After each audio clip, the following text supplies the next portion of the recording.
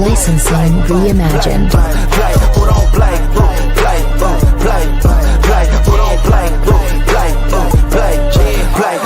Long time coming, black on the bottom of my feet from running. Cataracts under my eyes from hustling. Going from buying and selling to customers. Run up the business, God is my witness. Sun up the sun up from under the sun that we maxing the limits. My mind running like Tom Cruise on an action movie. Moving a mission, they say that I'm tripping. I've been told I need a vacation, I'm finessing a visit. What is up, everybody? Welcome to DFS by the Numbers and welcome to Stat Diggers for UFC Houston. We have Anthony Hernandez going against Sean Strickland. We have a 14-fight card as of now, and Weezy, I'm really looking forward to this card. You know, when I look at this card, all I see is violence. I think we're going to get a lot of finishes. I think people are going to get piped on sight. I think people are going to get milked, and I'm looking forward to some fights this Saturday. Weezy, what is up? Are you looking forward to UFC Houston as well? Yeah, Houston is going to be a fun time, I think, for the fans, for the fighters. There's, like you said, there's a ton of 1.5, round totals on this card, and a lot of them have a negative handle next to the under. So the market is definitely expecting a really fun card that's going to deliver in terms of violence and finishes. So always love chatting about it because it didn't matter even if it wasn't like a higher level card. We always got a chance to make money on it, and you never know which cards are going to deliver, but this one looks like a really good one from top to bottom. It does. So I have good news and I have bad news. What do you want first, the good news or the bad news? All right, let's do the bad news first. All right, so as you know, I pay, $350, $400 a year for StreamYard? Yeah, of course, I do too. And they're having problems. They're not able to stream to Twitter, today. Oh my God. So we're getting hit, we can't, a lot of people who would normally watch the show can't watch. Yeah. So that's pretty, it says I'm on Twitter or X, but it's not showing up on my end. So I don't know. Maybe people can watch it. I don't know. I'm going to check my Twitter right now and I'm going to see what's going on your account. Weird, because on Streamer it says nobody's watching on X right now, which maybe nobody's watching, but they did do a little. It does say live. Huh. Let's see. It says nobody's watching.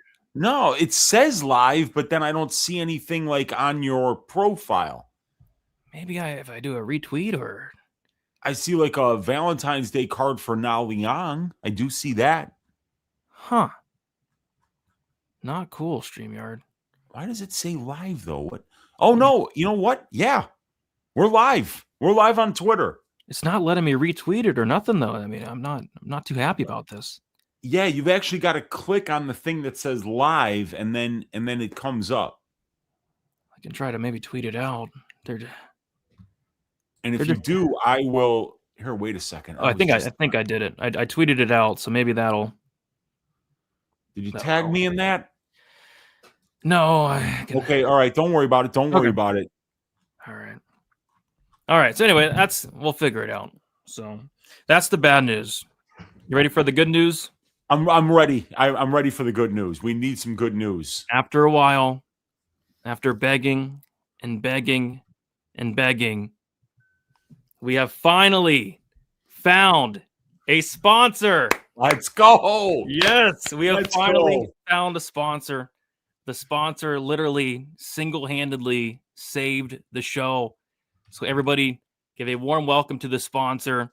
And the sponsor is Underdog Fantasy. And right now they're doing an incredible promo where if you use code DFSBTN, new customers will get $75 in bonus funds when you play a $5 lineup. So check it out. Go to Underdog Fantasy, sign up, use code DFSBTN. That is 100% the best way to support the show's Stat Diggers. That's the best way to support the fight companion that people have been enjoying. But yeah, Underdog, we'll talk more about it. But basically, you pick higher or lower on at least two fighters' stats, like significant strikes, takedowns. They've got finishes, etc. If your picks hit, you can win up to 5,000 times your entry. It's that easy. If you like making picks and winning money on UFC, Underdog is where it's at. Go to Underdog Fantasy, the official sponsor of Stat Diggers. Get your $75 in bonus funds when you use that code DFSBTN. So big shout out to Underdog Fantasy. Thank you for finally sponsoring the show. Thank God. This is huge, Brady. This is huge. And we've been waiting for a sponsor for a while. So for those of you who've been rooting for us to find a sponsor, if you have any love for your Uncle Weezy and your Uncle Brady, get on Underdog and sign up using that code. Get $75 in bonus funds. It would really help us out. And it's great to have them on board because they're doing some great things. Higher, lower availabilities for a bunch of different markets. So you got to love what they have on their website right now. Yep. I've done Underdog in the past. They've really stepped up their game this last year. Now they're doing a bunch of cool new things on there. So I would highly recommend going to check it out. And we will do a kind of like an Underdog Fantasy Play of the Week towards the end of the show. Me and Weezy will each give our favorite pick towards the end of the show. So yeah, thank you, Underdog, for sponsoring. We needed it, man. We needed it bad. So thank you, Underdog. Shout out, Underdog. Big up. Big up. All right, let's hit up the chat. And I'm so excited to talk fights, man. We had the week off. I didn't want a week off. We were only 3 weeks in, and now we got, I think, 9 weeks in a row of UFC. So I'm excited to talk some fights. I'm liking these next 3 cards coming up. We got Houston, which is going to be fun. We got Mexico City, which is always going to be fun. And then we have UFC 326. So I think 3 really good cards coming up back to back to back. But we got Daniel Forrest in the building. Javid Basharat got cut. Yeah, nobody's safe in the UFC. Act accordingly. Yeah, they cut Javid Basharat. Weezy, they cut Jailton Almeida. Any thoughts on either one of those? It's kind of surprising for both of them because they were both winning a lot more fights than they were losing. But I think it's about style. I think it's about upside. And I think it's about having, a genuine fan base that gets excited about your fights. And when you are fighting in a way that doesn't necessarily bring the fans out to see you, it's showing that there are certain divisions in particular where, especially heavyweight, where the UFC doesn't seem to mind cutting viable fighters that are actually, top 15 talents because they don't see a future for the division with a bunch of lousy fighters that are putting on boring fights. Yeah. So I don't know. I was pretty surprised by both, to be honest with you, because they're both winners. But at the same time, this is a business at the end of the day. And if nobody really cares about your fights, it's not a big financial risk to make those cuts. Yeah. And I did see something was posted on X, and you can't believe everything. You can't believe really anything. But I did see apparently Jailton just signed a new contract. In that contract, he was making $250 to show, $250 to win. Imagine making $250 to go out there, Weezy, and do absolutely nothing for 15 minutes in a fight. I know. I don't blame him, man. I mean, $250,000 to do nothing. Yeah, I have a hard time believing that he got a $250,000 show check because I know, like crazy. Twitter sources, who knows? I know. Yeah, that's the thing. Who knows? But if that's the case, here's the other thing. His contract would have been guaranteed for a couple of more fights at least. So the cost to cut him might have even been $500,000 if that's the case. And in which case, I don't think they would have cut him. So that story's probably bullshit. Yeah, probably. Like you never know. You never know. Yeah, because it's like having a shitty football player on your roster, but you're going to take this massive cap hit if you cut him. It could have been the same thing because they did just sign him to a new contract because he took the big Riz fight on short notice. Mm-hmm. So that's weird, man. It's weird. It is very weird. Question for Brother Brady, Uncle Weezy. Who would you rather see on the White House card? Bones Jones versus Alex Pereira or Gane versus Pereira for the interim heavyweight title thing? Because, I mean, for me, it's not even a question. I don't want to see Cyril Gane fight ever. Yeah, Bones Jones. I mean, he's a legend. He's a legend, Yeah. So I would rather see that, I mean, I think John Jones is the biggest name right now that you could probably get on the card. Yep. So yeah, I mean, besides like a Topuria or a Makhachev, who's a relevant fighter right now, obviously, if you're looking to just put asses in the seats, Bones Jones would be a great option. Heck yeah. Yeah. Apparently, they said they were doing like the matchmaking last week. I haven't heard anything, but we got boats and hoes. Boats and hoes. You know, Mikey P likes some boats and hoes. Mikey P cashed a fat Abu's decision prop plus 600. And then Wheezy, he went out there and he cashed a plus 1,800. Kyle Dawkins KO1 in his last fight. What does Mikey P got up his sleeve for him and his boys this week? We'll have to find out. But I don't want to find out with my money. I'll tell you that. We got Dix Insider. Welcome back to your favorite MMA glory hole. I don't know what that's supposed to mean, but welcome, Dixon. We got Elijah one in the building. Let's go. We got Carlos in the building. Let's go. Hopefully, Fluffy makes it to the cage. Jude has been on a Hugh Hefner level pullout artist the last couple years. I hope so too. I want to see this main event. It is Killer Miller Fight Week officially. Let's get it. Let's get it. We got Auto Impulse in the building. We got Otterbomb in the building. Pump it louder. Yes, pump it. We got Just Win Baby Black History Month done. The brother parlay. Best of luck to you, Just Win Baby. We'll see. We'll can't wait to get into these fights. Jordan Leavitt Fight Week. Let's go bet the other guy. The other guy is like minus 400 right now. His money line's been getting smashed. I believe a quote from one of my favorite cartoons perfectly describes Moin Gaff Rob. Morons are strange, unpredictable creatures, and yeah, with back hair like that, you know, you make bad decisions. Not even the bar. Like, where do you go to get that back hair off? You don't go to the barber, right? They would turn you down. Yeah, like most barbers would be like, put your shirt back on, nephew. We don't do that here, you know? So, and I mean, I don't know. In Tajikistan, I don't think they got a lot of estheticians in Tajikistan, you know? I mean, you might have to go a minute into Dushanbe to find a good one, you know, a reputable one. So, I don't know. But that one cost me. It cost me, Brady. I had a couple units on the Gaffarov money line. I was rubbing my hands together with about 30 seconds left, and then I had my face in those warm hands that were rubbing together when I saw him shoot that takedown. Yeah. I'm surprised they didn't cut him after seeing all that back hair. Juliana Miller has an OnlyFans? Hey. Jeez. We got Dix Insider, Brandon Weezy. If we, the loyal and beloved viewers of the show, pay for it, would you two fly out to attend one of those MMA officiating seminars that Big John McCarthy was just running the other day? Sure. Why not? If it was in Vegas, there's no way I would go because there's no question that Ron McCarthy would put a hit out on me. Fair. He'd probably want to have my legs broken, and he better send more than one individual, because if I know it's Ron McCarthy sending those people, I'm going to scrap. I'm going to give it. I got one more good fight left of me, Brady. There we go. We got Cole Stein in the building. We got Hi Al. What is up? Peter says we're late. We actually weren't. We started early, courtesy of our sponsor. We got to be a little bit more professional now that we got an official sponsor. We got T Carbs in the building. Yeah, we were actually early tonight. Like, I'm being dead serious. We got Colby. Let's go, boys. Feel like this card is going to deliver. I think it will as well. I think they did a really good job with a lot of this matchmaking. Let's go. Fights are back. Statickers is back. Yes, sir. Yes, sir. Time for a good piping from Brady. I hope we get some pipings coming up this Saturday. We got Dr. Peener. It's been a while, Dr. Peener. Mother Brady and the baby Weezus. I'm here for the daily bread of parlays. Dr. Peener, good to see you, man. It's been a while. Hopefully you're doing well. You're probably busy, very busy this time of year.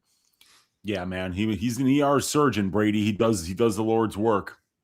We got Eileen Perez's butthole in the building. We're going to see Eileen Perez, not her butthole, but we'll see her, I think, next week versus Macy Chiasson.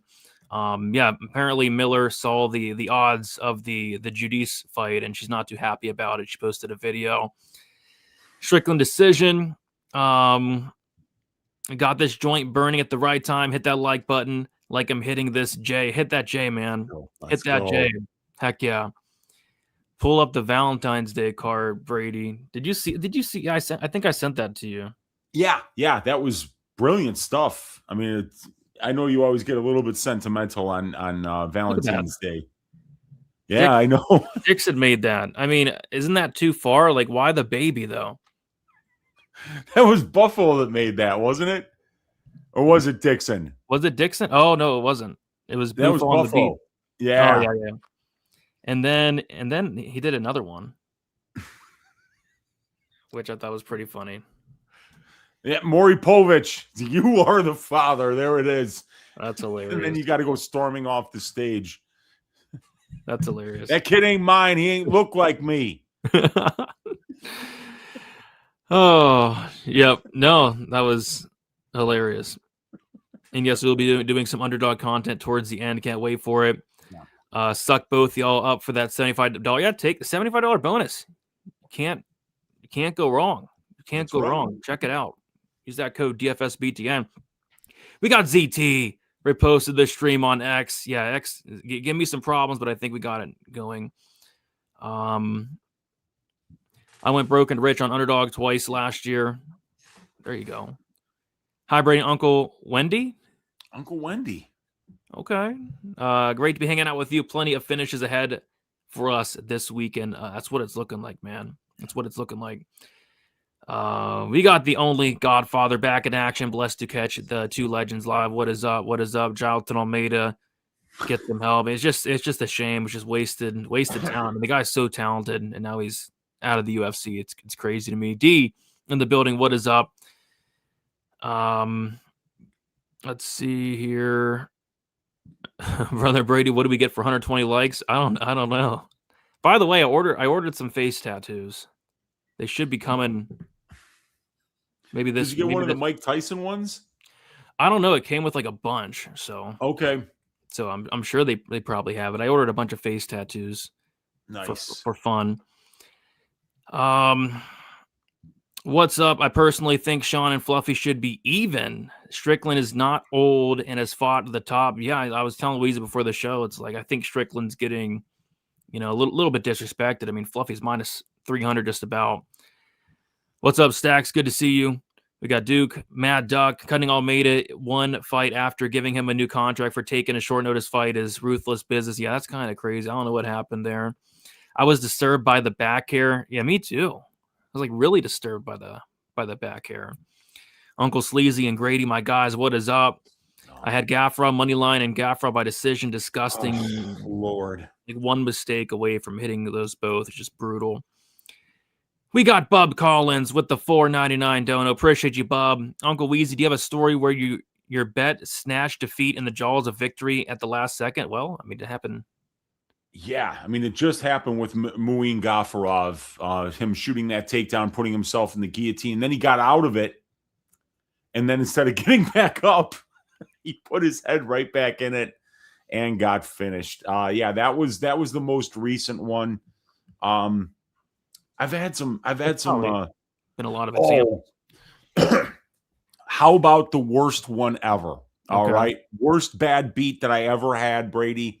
Was I had the Macy Chase on money line, and then the last leg of a 3-leg parlay was the over 2.5 rounds in the Macy Chase on versus, was it Ketlin Vieira or who? No, is it Irene Aldana, right? Irene Aldana, yeah. Mm-hmm. And Aldana catches her with the up kick from her back to the liver that ends the fight 3 seconds before it goes over. Oh God! And Chason had won the first 2 rounds of that fight and was winning round 3. So I lost a Macy Chase on money line. I lost a 3-leg parlay. And then I also think that my greasy 4-legger one time didn't cash, Brady, because of this double spinning back fist knockout that Shara Magomedov had over Arman Petrosian. I had fight starts round 3, and he got knocked out with 5 seconds left in round 2. Yikes. We've all got stories like that, though. I mean, like, we've all got those just horrible bad beat stories. Brady, you've got dozens of them. I mean, I went on a long walk because of one night. The Murgliata non-stoppage against Kyle Nelson and Matt Frivola. Never forget that. Oh, half the battle said he had Ankalaev versus Paul Craig. Jesus. Oh, my goodness. That had to be one of the worst of all time. I would have smashed my TV. Eileen Perez is also on OnlyFans, and she ain't messing around. You got that right. She's definitely not messing around on OnlyFans. Brother Brady and Uncle Weezy, did you guys see Juliana Miller and MMA Digest bitching and complaining about being a massive underdog versus Judice?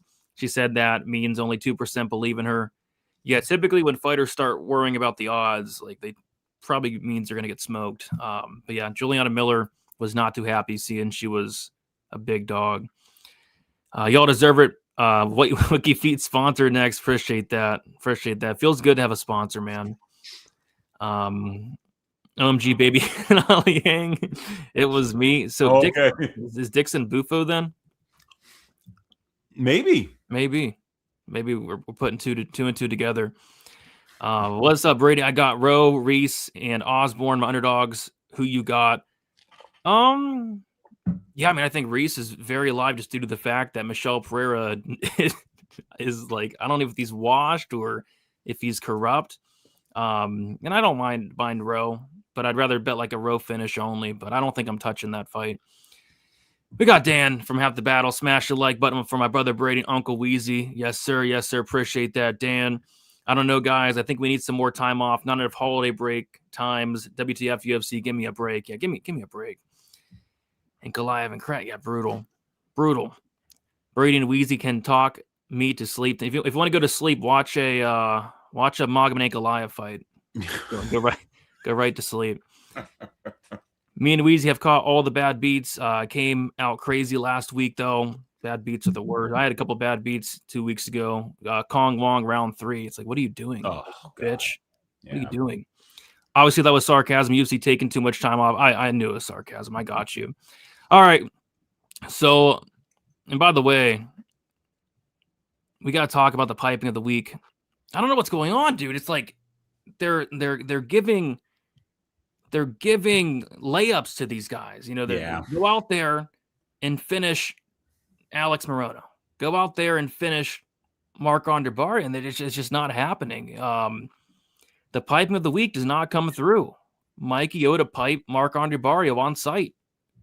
He didn't pipe him, man. But to be fair, holy crap, did Marc-Andre Barrio randomly show a chin again? I mean, this guy got really by Dustin Stoltzfus, and he's eating bombs from Mikel. So piping of the week does not come through. That's changing this week. If we don't get the piping this week, something's wrong because we have so many options to choose from. The milking of the week.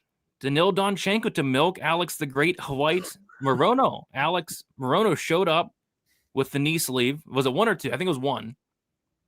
I think it was 1. It was 1. Yeah. I mean, the fight should have been stopped on several different occasions, but at the end of the day, he didn't get milked. He showed toughness, and Alex Morono, I guess, retired after the fight. So he sure did. I mean, it was near the end for him, and he's got a lot of other things going on. So, and it had been a while since he last fought too. So, but yeah, that was the 4th leg of my greasy 4-legger. Was Oleg Sachek to win inside the distance.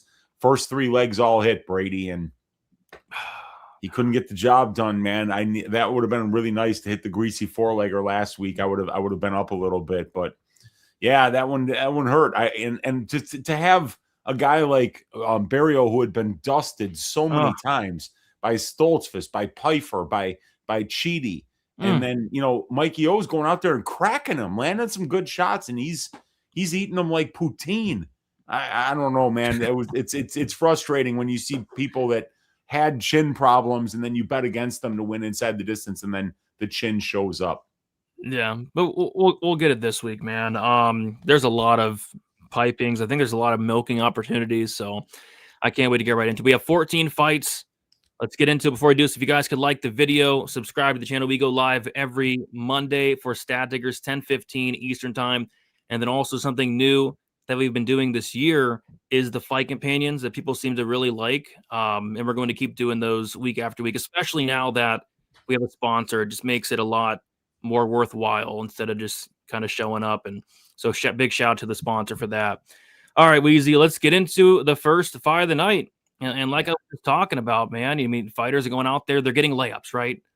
Go out there and finish this guy. Go out there and they're saying, go out there, Carly, and finish this girl. And is she going to go out there, Weezy, and finish Juliana Miller, or is she going to mess around? She's approaching -1,000.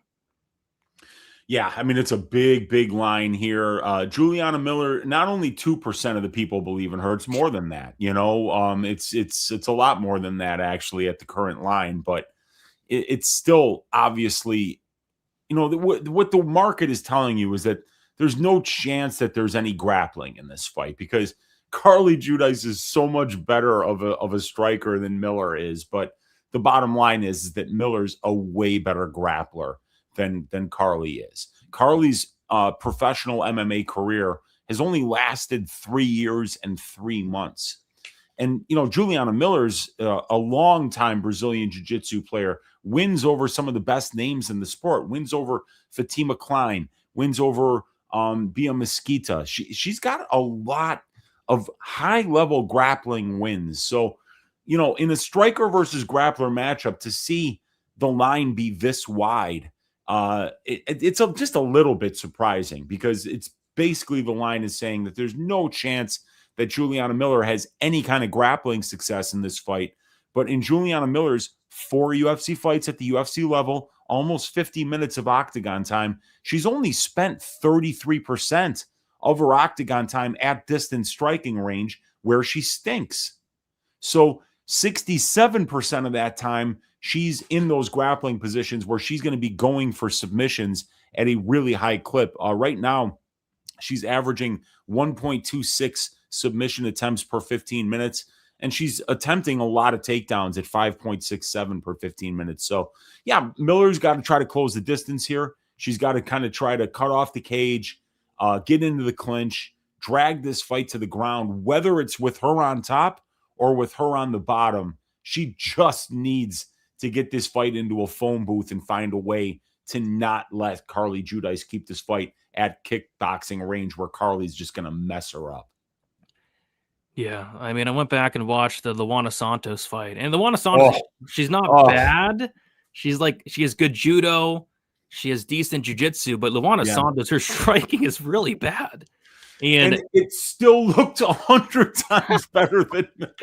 It was an awful look. Like, Luana Santos was looking like, I don't know. It looked like a junior high fight on the cheerleading team. I don't know. So, yeah, I mean, this line's gotten obliterated. Like, when Judice opened to minus 350, it's already minus 700. Some books have it minus 900.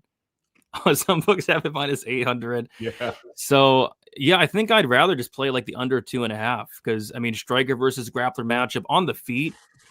Like, is this probably one of the biggest striking advantages we've ever seen in our entire lives in a fight? It's got to do it absolutely has to be, because, if I were to rank the strikers in the division, I mean, I don't think that there's any way that I could put the metrics together where Juliana Miller isn't coming out dead last. Dead last. Who's worse, right? Who could possibly be worse in this division? And Carly's the real deal. She's a good athlete. She's got solid takedown defense. She throws a ton of volume. She's durable, and she's technically sound too. I mean, she's so much better than Juliana. Juliana's just got to sell out for the grappling. She's got to muddy the waters. She's got to make this dirty. Yeah. So, yep, I think the under. I'd rather lay like minus 160 on the under than minus 700 on the Judice money line. Let's see. They got the under 2.5 minus 160. Judice inside the distance minus 170. Judice by KO minus 160. Yeah, they're not too often you'll see a flyweight fight where you have to lay minus 160 on a knockout prop. Yeah, you don't see that every day, but I agree with you, dude, because I think that if you're looking at the massive money line at minus 700 on Bet Online, but the under 2.5 is only minus 160, you kind of got to feel like Miller's path is a submission, right? Yeah, 100%. So, and I mean, Carly's knocking. I mean, she's got 100% finish rate in her wins, doesn't she? Yep, she does. And she's been in some wars too, so you got to be durable to be able to last the distance with Carly Judice. So, yeah, fun fight to start off the card. Yep, I see what the UFC's doing. I see what they're doing.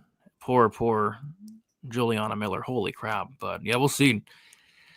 Milking metrics are a little off lately. It's not the exact science. Plus, these corrupt refs. Am I right? Yeah, like Donchenko should have finished. We're getting the picks right, but that's not what we want. It's not about the pick. I want to see somebody get carried off on a stretcher, Wheezy. Is that too much to ask? I want to see them have to bring in the smelling salts. We don't ask for a lot. Ask for a lot. It's not too much to ask. We really don't. We really don't. But we got to keep one thing in mind, Brady. Remember, What's the bonus for a finish now? $25,000 automatically? Yes. So every early stoppage cost the UFC brass $25K. It's true. So you could imagine being a ref, and putting away a shitty stoppage on a fight that wasn't necessarily likely to finish. I got a feeling we're going to see a lot of stoppages where you were losing your mind. When what was the one that we needed? Saint Denis hooker, right? Yeah, you were losing your mind on that one. And then what was the Morono-Donchenko fight? You were losing your mind. Jacoby The Kong Wang fight, you were losing your mind. Jacoby Walker. Yeah. He finished Walker 6 times. And dude, if that fight didn't get stopped, I promise you, Jacoby was losing that fight. He was he had to have the ref raise his arm. He didn't use his arm at all. The ref had to take both hands to raise it because Jacoby was done. He threw like 100 strikes trying to finish that fight. Yeah, it's been crazy, man. It's been crazy. I was a subscriber of Juliana Miller's OnlyFans. Some things are just better left unsaid. That's probably one of them. But hey, we all have our interest. Judice possible piping of the week. Yeah, I mean, if she wins, she probably pipes, man. That would be a strap-on piping, Brady. Oh, the first strap. I think we're gonna have a pegging of the week 1 week. I don't think we've done a strapping of the week. Miller is getting piped for sure. She's also gonna lose to Judice this weekend. Oh gosh. She definitely is not showing as much as Eileen Perez. I don't think anybody in the world is showing as much as Eileen Perez. If you guys want some value, some bang for your buck, go check out Eileen Perez's OnlyFans. And we are not sponsored. We are not sponsored by Eileen, but she's showing a lot. Miller can't get near anyone without getting hit. Judice is going to jab her face off. And the thing about Judice is she throws like 1 million strikes per minute. I know. Yeah, let me get the number for you, my man. It is at distance, she's attempting almost 25 strikes per minute, with the divisional average being 13.8. That's unheard of. Volume. It's unheard of. Yeah. And what's Miller's, just for funsies, what's Miller's striking defense? Oh, yeah. Her face is a magnet for fists at 39.7% distance striking. No way. Accuracy. Yeah, and you it's 36.4 overall because, obviously, clinch and ground strikes land at a higher rate. So, 36% significant striking defense. We got Narco in the building. What's up, Narco? If not, please give it a listen. She will give you a lesson in math. Yeah, her math was just a little bit off. But she was flustered. She was a little flustered. But, no fighter wants to see them be that big of an underdog for sure. Yeah. Miller is a baddie, though. There you go. I hate to say it, but after watching film, honestly, I think Pereira is a great candidate for piping of the week. The quickness is night and day. I don't know, man. I don't know. Almost got the Wong with the win. Yeah, Justin Baby called the Kong Wong sub on Stat Diggers 2 weeks ago, and I mean it was right there. It was locked in. I can't believe she didn't finish that. Kong Wong needs to attend Dan Levy's jiu-jitsu class. I think it's Mondays, Wednesdays, Fridays. Dan, I think he said it was. I think that's one of them is on a Thursday, if I remember correctly. Thursday. Okay. But he invited her, and I think she should show up. Team Octopus, Atlanta, Georgia, stand up. We got to get Kong Wong out there. Maybe she can cash a sub prop in the future. Judice minus 400 5 days ago. Hey, cash that CLV, man. The melting of the week. We got Andreas with the 199. Do you not believe the Bulgarian fight was fixed? I mean, I believe it was fixed. Me and Weezy did like a 3-hour show on how fixed it was. Remember that? Yeah. And I went back and I watched that one, and I watched Bulgarian stop running his feet on that takedown. And dude, if you're 8 years old in a wrestling class, your coach is shaving your ass for refusing to run your feet like that. This kid was winning state as a freshman in high school. I mean, he could have got that takedown whenever he wanted it. Yeah, it was good times. Appreciate you, Andreas, for the dono. Yeah, maybe the ref should get $25K for some fighter safety. Judice 4.43 on WikiFeed. That's not bad. I'm surprised she's on there though. Well, she kicks a lot, so her feet have got to be like a mess. So Monday, Wednesday, 5:30, Team Octopus. Check them out. Again, we are not sponsored, but you go check out Dan Levy. Heck yeah. Shout out Team Octopus. Kong Wong. Head over there. Head over there, Kong. God. All right. Let's move on to the next fight. It is going to be Yadir Del Valle going against Jordan Leavitt. We got Del Valle, 29 years old, 5'9" with a 69-inch reach. Jordan Leavitt, 30 years old, 5'9" with a 71-inch reach. Del Valle 1 year younger, same height, and a 2-inch reach disadvantage. Jordan Leavitt is 3-2 in his last 5 fights, a decision win against Trey Ogden, a submission loss to Patty Pimblett, a knockout win against Victor Martinez, a submission loss to Chase Hooper, and a submission win against Kurt Hollabaugh. As far as Yadir Del Valle, 5-0 in his last 5 fights. He had that win on the Contender Series against Antonio Montero by decision. He submitted poor Connor Matthews in the first round, and then he submitted Isaac Dalgarian in the first round. So, of course, a ton of controversy with Yadir Del Valle because, I mean, you go back and watch the fight, Weezy. I mean, he looked incredible, but there's a little asterisk next to it. It's like hard to put too much into that fight really at all. He looked incredible, but probably a fixed fight. So he's taken in my opinion, a pretty big step down in competition from Isaac Dalgarian to Jordan Leavitt. And Leavitt is coming down a weight class. Is this the first time he's fought at featherweight? Yeah, he was always fighting at middleweight, or at lightweight. So yeah, this is the first cut down to that weight for him. So he's going to be a little bit just like bigger than Del Valle, but Del Valle is a lot thicker for sure. Yeah, so I kind of want to see what Leavitt looks like on the scales. But we got Del Valle like minus 400.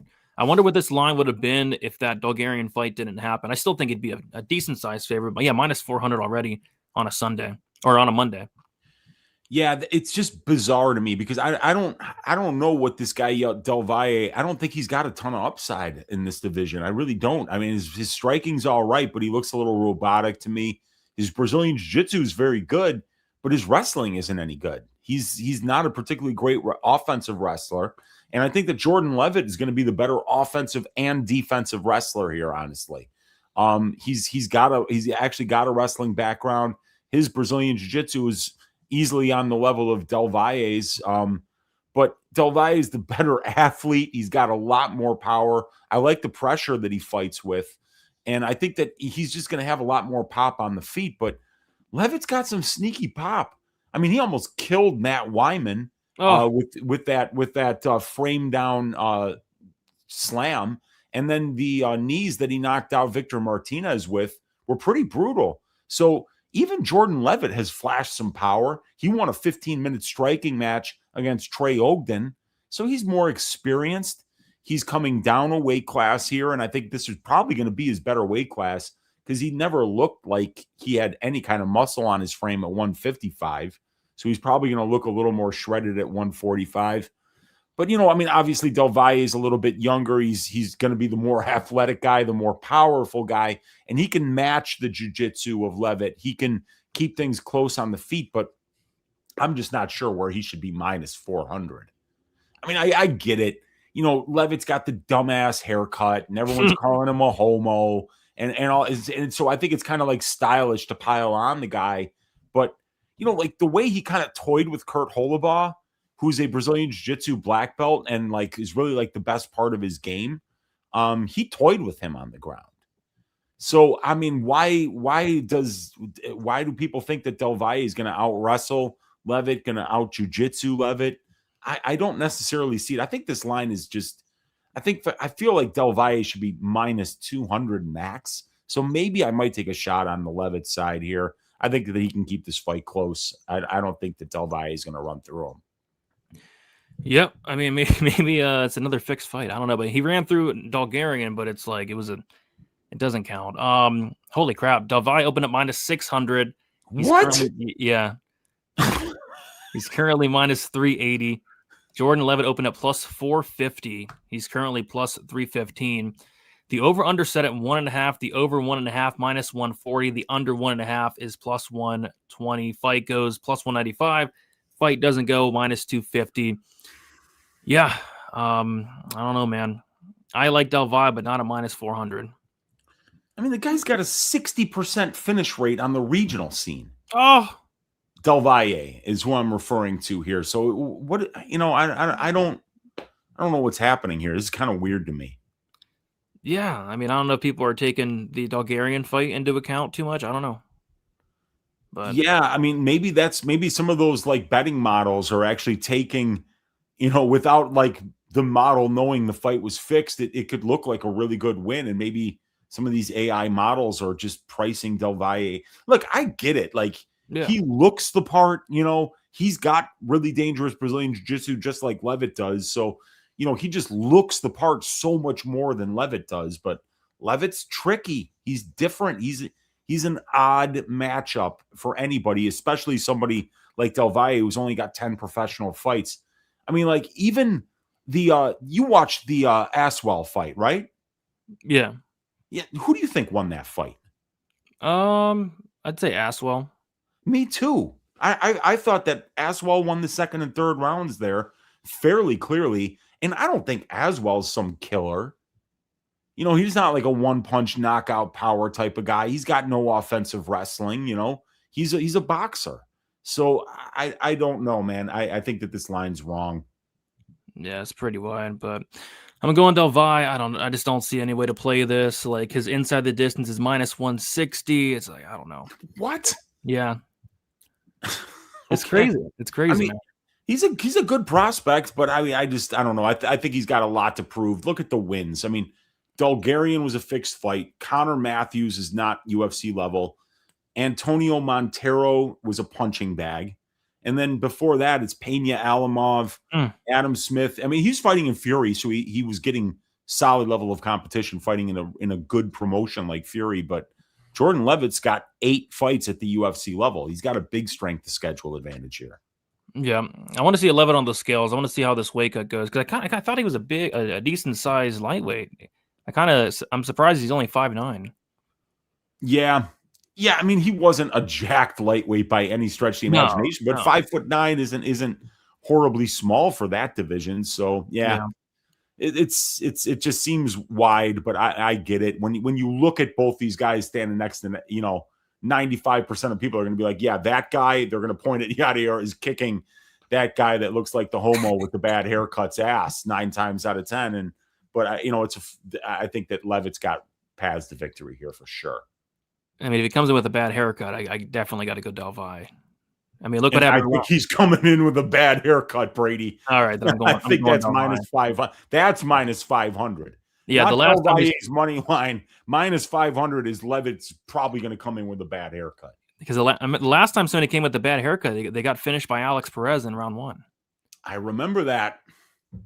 Yeah, as a pretty big favorite too. Oh, we got Dan with the $4.99. Appreciate you, Dan. Best way to kick off fight week. Appreciate that, my guy.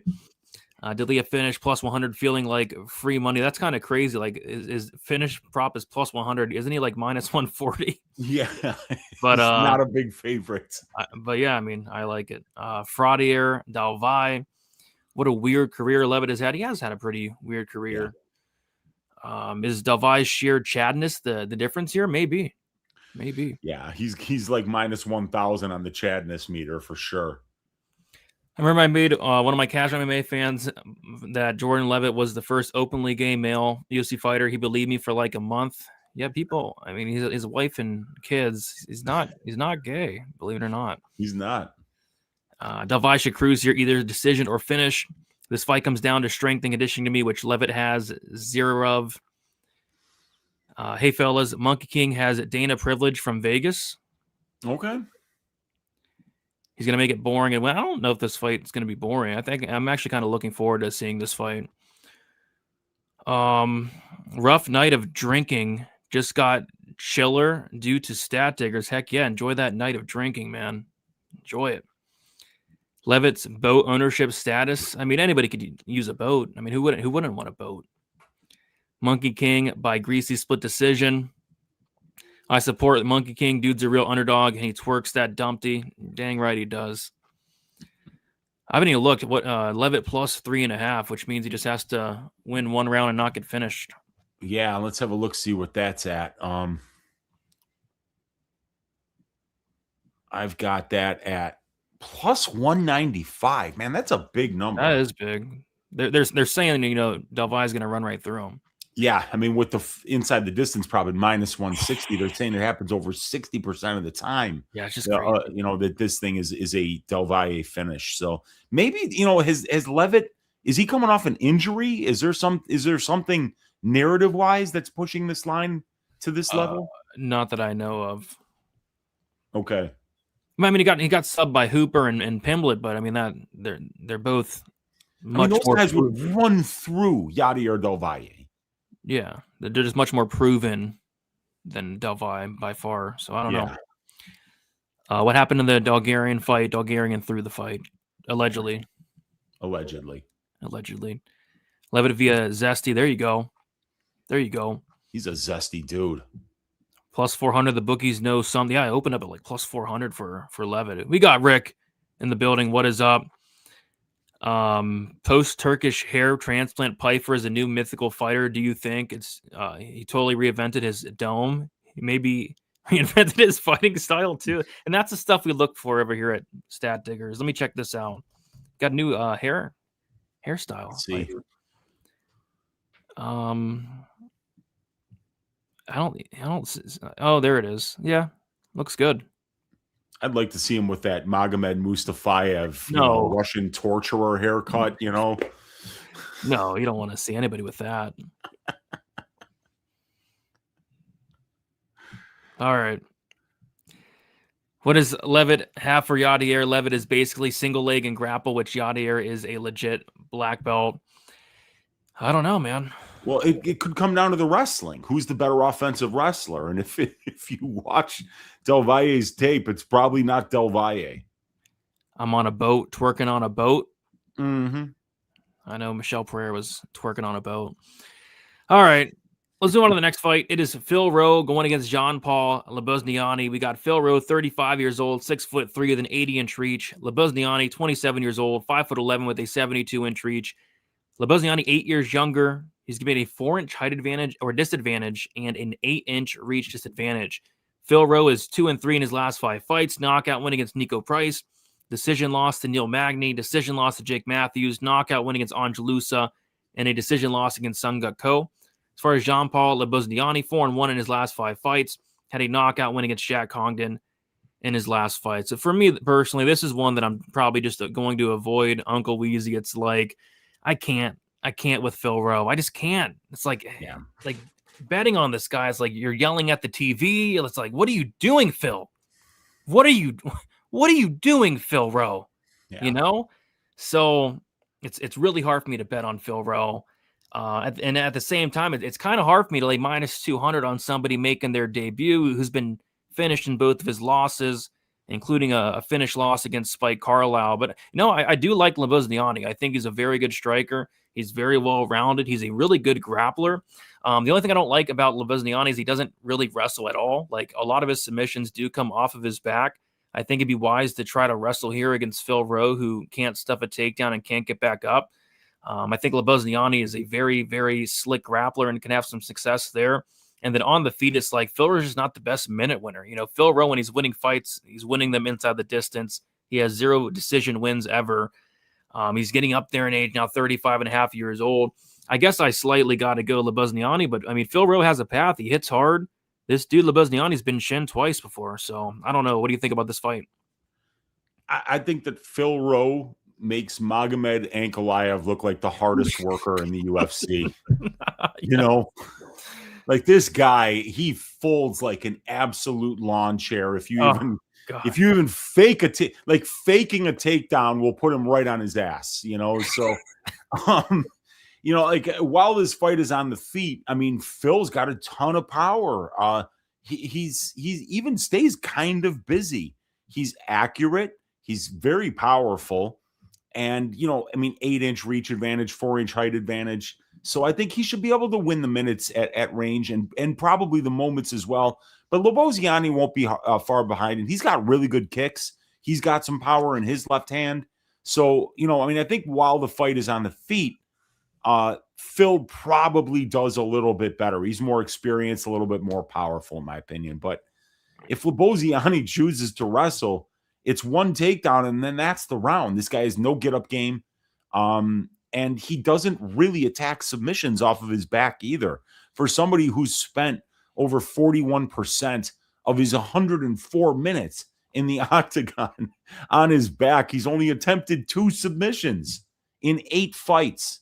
So the guy's just not, I mean, like, as much as we hear about Phil Rowe's got this, you know, his jiu-jitsu is really good. His MMA jiu-jitsu isn't very good at all because he has got poor defensive wrestling. He doesn't show urgency trying to get back to his feet. And that wouldn't be so bad if he was really active looking for submissions off of his back, but he's not. So if at any time during the fight you just get a little bit worried about Rowe's power, you can just take him down and hold him there. Yeah. So I think that Lebosnoyani can keep it close on the feet, but I think that he can choose to grapple whenever he feels uncomfortable trying to close the distance on Rowe, trying to deal with that 8-inch reach advantage. So, yeah, but he's a rookie, and laying minus 200 on him, that's a big price. You know, 67% implied over a veteran like Rowe is a lot to ask, because Rowe can find one moment that can change the fight, and that just tends to be how he wins. He'll lose minutes, but if you get tired, you know, if you slow down, if you don't like getting hit at some point, Phil Rowe can turn the tide of that fight when he lands a couple big shots and snatch victory from the jaws of defeat. And we've seen that happen to a couple of times to Lebosnoyani if he gets a little bit too busy looking for his submissions and he puts himself in a bad spot, like we saw against Jacoby Jones, like you saw against Spike Carlisle. If this guy winds up underneath you, you can land ground and pound and hurt this guy. And his wrestling isn't top notch either. So no, he doesn't wrestle. He doesn't enough, you know. But I think that he's been working on his striking, and he likes his striking. But I think he likes to use that power and his striking to set up his grappling. But it's not going to work as much at this level. Not with him being only 5'11" with a 72-inch reach when he used to fight at lightweight. So the move up to welterweight is kind of new for Lebosnoyani, and this is his first UFC fight. So there could be some ways that Rowe could find some success here, but at the end of the day, after the fight is over, I think it's going to be Lebosnoyani getting his hand raised. Yeah, I think like Rowe finish only is interesting. It's plus 170. Lebosnoyani by decision at plus 300 is very interesting as well. My only concern is, like you said, like, does Phil Rowe even care? I don't know, man. It sure didn't look like it. I mean, he made Suk Hyung Ko, who I've never seen get a takedown in the open mat, ever. You can watch him fighting 90-year-old men on the Korean regional scene. I never saw this guy get a takedown in the open mat. He looked like Jordan Burroughs out there against Phil Rowe. I know. So, I mean, I don't think that Phil Rowe cares at all. Even when he wins fights, it looks like he doesn't give a shit for this first 2.5 rounds. I know. So, I'm looking at the decision prop, but if he doesn't care, like, he might just look for the door. I don't know. He might. He's been only knocked out once in his career, but the dude is 0-5 to the decision. Mm-hmm. Why? Because he doesn't show urgency. He doesn't do anything. Yep. Mm-hmm. He's a frustrating guy to bet on. Yeah. I can't bet on Phil Rowe. Can't do it. JPL decision for all the money. Hey, it's a solid number, man. Solid number. Rowe fights are 1-800 gambler, pretty much. Yeah. Fresh Prince via third round Homer Simpson, and yeah, when he's winning fights, they've all been Homer Simpson wins. You know, he lost the first round to Kosi, second round finish. He lost the first round to Jason Witt, second round finish. He was on his way to losing to Ange Lusa fight, third round finish. Like, this guy's the Homer Simpson of the highest degree. A certain tipster you watch too has 8 units on Del Valle. Opinion Braden Wheezy. My opinion is I think the bet hits. So maybe that's why it's like minus 400. Well, that probably had a lot to do with moving the line, especially earlier in the week, you know, when you can get a little bit more line movement when the limits are low. But 8 units on a guy like Del Valle, I mean, it's not something I would do, but then again, you know, it probably is going to hit. So we'll see. Bold prediction. This is Phil Rowe's last UFC fight. And if that's the case, I'm okay with that. Yeah, I think we'll get over it. It won't be as heartbreaking as when like Leon got cut or Jonathan Pierce got cut. Yeah. Brandon Weezy, word on the street is Phil Rowe is the long lost Taffa. That's no, he's a lot skinnier, man. He was the Taffa brother that was getting starved in the basement. Rowe clinching with Magny for 15 minutes still stands as one of the worst low IQ performances in recent history. Yeah, that was just brutal. And you couldn't even tell them apart. I know. They looked exactly alike. The same. Exactly the same. I don't know what Phil Rowe is good at. Well, he has power and he's big. And he's durable. And he has good cardio. That's about it. That's it. Phil Rowe is good at complete lack of urgency. When you bet on him, you got that right. You got that right. Come on, let's pipe with the like button. Come on. Agreed. Good morning, 6 a.m. here. Holy crap. Why are you waking up at 6 a.m.? He's in Europe. 6 o'clock in the morning. Brutal. Is that really bold to say Rowe could be done? No, he could be. He's the 35-year-old welterweight, I mean, he's getting towards the age where you start to slow down. Yeah. All right. Let's move on to the next fight. And it is going to be a rematch that nobody asked for. You know who I think asked for this rematch? Edwards? Yeah, I think Jocelyn asked for it. I think she's a little pissed off, man, because nobody made a big fuss about it because it was on the France card and it was like one of the earlier prelims. I thought that was like one of the worst decisions of the year. Like it was so bad. But yeah, rematch here. Edwards, she is 30 years old, 5'8" with a 70-inch reach.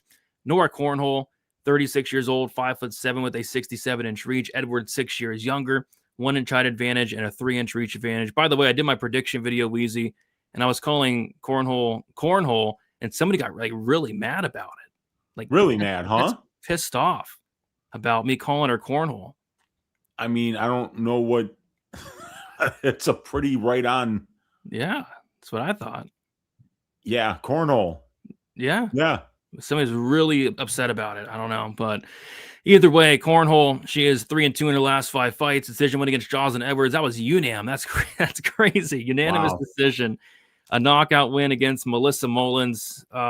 Decision loss to Jacqueline Cavalcanti. Submission win against Haley Cohen. And then a decision loss against Carol Hosa. As far as Jocelyn Edwards, she is 3-2 in her last 5 fights. Decision loss against Nora Cornhole.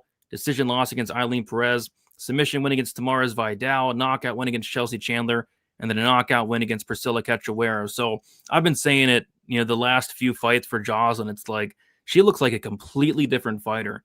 Go back and watch some of her fights earlier in her career. She looks kind of scared in there. She just kind of looks uncomfortable. She's been training with Valentina like these last couple of years, and you can tell, she's now sitting down on her punches, knocking out tough fighters. And Chandler's a tough fighter.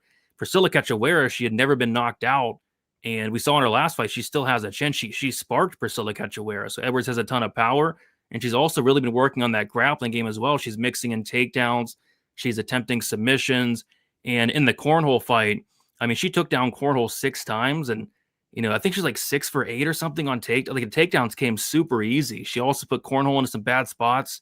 She had almost a rear naked choke in the 3rd round. And it's like, I kind of think she should go back to that path here. We just saw Carol Hosa go out there, and Nora Cornhole made Carol Hosa look like Khamzat Chimaev. And I was watching that fight back. It kind of looked like Carol Hosa bet the decision prop because she could have finished like Nora like several times on the mat. So yeah, on the feet, I favor Jocelyn. On the mat, I favor Jocelyn. And she's minus 300, which I personally think is correct. I think the first fight she won it. And I think this fight, what's different is Jocelyn's gotten a lot better in these last 3 years. And Cornhole, I don't think she's made any improvements at all. If anything, she's looked worse. So, yeah, I like Jocelyn here, but they're more than all over it. I don't know what the line was the first time they fought, but Jocelyn's a significant favorite now. Let me look. Jocelyn was minus 138 and Nora was plus 118 the first fight. And when I watched that one back today, dude, I actually think that Cornhole won it. Wow, I thought it was like one of the worst decisions ever. And it's because it was in Paris, obviously, because Yeah. every time, because it was back and forth, you know. Jocelyn Edwards was getting takedowns, getting to good positions, but then she was getting reversed. And then Cornhole was winding up on top, landing some shots, and the crowd was absolutely silent while Edwards was doing anything. And then anytime Cornhole had any kind of success, that Paris crowd went nuts. So I can see why. I thought it was close enough for the judges to steal it for Cornell simply because it was in Paris, but I thought it was a close enough fight actually because Edwards made mistakes on the ground, gave up at least 2 reverses, let up Cornhole a couple of different times, and they both had some success on the feet. But like you said, Brady, that fight, Nora was 33, Jocelyn was 27. You know, now Jocelyn's 30 and on a 3-fight win streak, and Nora Cornhole is 36 years old. So I think that, like you said, Jocelyn is getting better, and Nora's kind of getting a little bit closer to nearing, you know, the downside of her career at 36 years of age. So neither one of these ladies has been good at winning minutes in control time positions yet. And I think that Jocelyn should actually keep this fight standing. Use that 1-inch height advantage, that 3-inch reach advantage. She throws a lot more volume, and she's been flashing a lot of power lately. Whenever I see, but you know, like the wins, right? Tamires Vidal, the one that will forever be known for being finished with a titty punch. Chelsea Chandler, who will forever be known as turning tail and running full speed away from Norma Dumont after getting cracked. And then Priscilla Cachoeira, who's known as catch a beating, catch a cheating, you know, one of the more handsome women in the division, power or bust, you know. So maybe Jocelyn's being a little bit overrated in this spot at minus 300, when in my opinion, the first fight was close to 50-50. But the trajectories of the two fighters and the perceived notion that Edwards won that fight in Paris, and now Nora has to fly 12 hours from Paris to Houston to take this fight, while Jocelyn Edwards is just going from Vegas to Houston. I think that Edwards probably does win this, probably by decision. But I don't think she's going to look minus 300. But I don't know, man. I don't think I want to play any props on this one. Yeah, I think she could look minus 300, to be honest. But I don't know. Is it even a step up from Priscilla? Kind of, maybe. It's definitely a step up from Chelsea Chandler and Tamires Vidal. Yeah, that's fair. But, you know, like I say, dude, I'm going to pick Jocelyn to win the fight because I think she's a little bit better with the striking, a little bit better with the wrestling, and a little bit more likely to win minutes in the grappling exchanges here. But I don't think she's going to run through these girls like she ran through Vidal, Chandler, and Cachoeira. Yeah. Yep. I think she could run through Cornolle, but I think she's going to, once she moves up the ladder, you know, I don't think she will. But, yeah. 27s for Cornhole. Wow, 27s, huh? Because I thought Jocelyn won the third round. Oh, you have to give Jocelyn the third round. Yeah, she got to a dominant position there. But even then, towards the end of the round, Cornhole reversed it and got back up. But she didn't do much with it. So I'm 30-27. Wow. Times 2. That's times 2. That's crazy. Okay. Yeah, that's a little bit crazy, yeah. Edwards is going to come out here looking to strike instead of wrestling, because wrestling didn't get her the win last time, even though it was the French bias and all the DFS and takedown props going to be dead. We'll see, man. Edwards got a thumper. You got that right. Mm-hmm. You got that right. Training with Valle. Apparently they're like buddies. They're out like shooting guns and stuff. Or, you know, they're buddies. What are you upset about? Gilliam on the. Oh, that guy's saying that that Viklash would have won the fight on the judges' scorecards, but what the Gafarov bettors are saying, not that he wouldn't have won it or not, it was that the only thing that gave Viklash the chance to win the fight was Gafarov wrestling like a dumbass with 30 seconds left. Yeah, because if he doesn't shoot a takedown there, he's wiping the floor with Viklash in that third round. Yeah. I'm with you, Weezy. Edwards just didn't do enough. No robbery. I agree. Edwards wins now. Much improved. Yeah, she's made a ton of improvements. I had that 30-27 Edwards. I think I did as well. Cornolle didn't do much, and those reversals came at the end of the rounds with like 15 to 25 seconds left after a bunch of control time. Don't blame me. Blame the judges. We got you, man. Cheers, fellas. Another Monday night, and I wouldn't be anywhere else tonight. Me too. Especially now that we got a sponsor. Yes. Dog of the week is the Muscle Gerbil. Muscle Hamster. Yep. 3-fight finish streak for Edwards. Yep, flashing that power, man. Yeah. Eileen Perez's butthole. Nora got controlled 80% of the fight and landed knees and elbows in the clinch. It didn't do enough damage, in my opinion, to outscore the control. I still go on about the Yaka fight. We get it. We get it, buddy. We get it. Yeah, and if I was a judge, even if I didn't think Viklash won that round, when I watched Tyone ignore the tap with 2 seconds left, I would have scored the third round for Viklash anyway. Yeah. And that's what happened. 2 out of those 3 judges did score it for Viklash. So that's what he would have actually, if they screwed him on the submission attempt, he actually would have won the decision on the judges' scorecards. Yeah. Yeah. It's Edwards. Would you smash Edwards at Wheezy? What? Well, I mean, I've got a lovely girlfriend that I've been with for 19 years, but yes, I would. There you go. Yeah. Yeah, that's what I thought. You got it, buddy. Brady, we are in the dog days. No NFL, NBA on All-Star break. No UFC last week. 100 plus likes for a song to get us through. I don't know if I got a song in me tonight. How many likes do we have right now? Let's take a look. I haven't had nothing prepared. I don't know. We'll see. We'll talk about it. We'd all smash Edwards. No, I don't think I would. Maybe, I don't know. Yep, we got a new sponsor.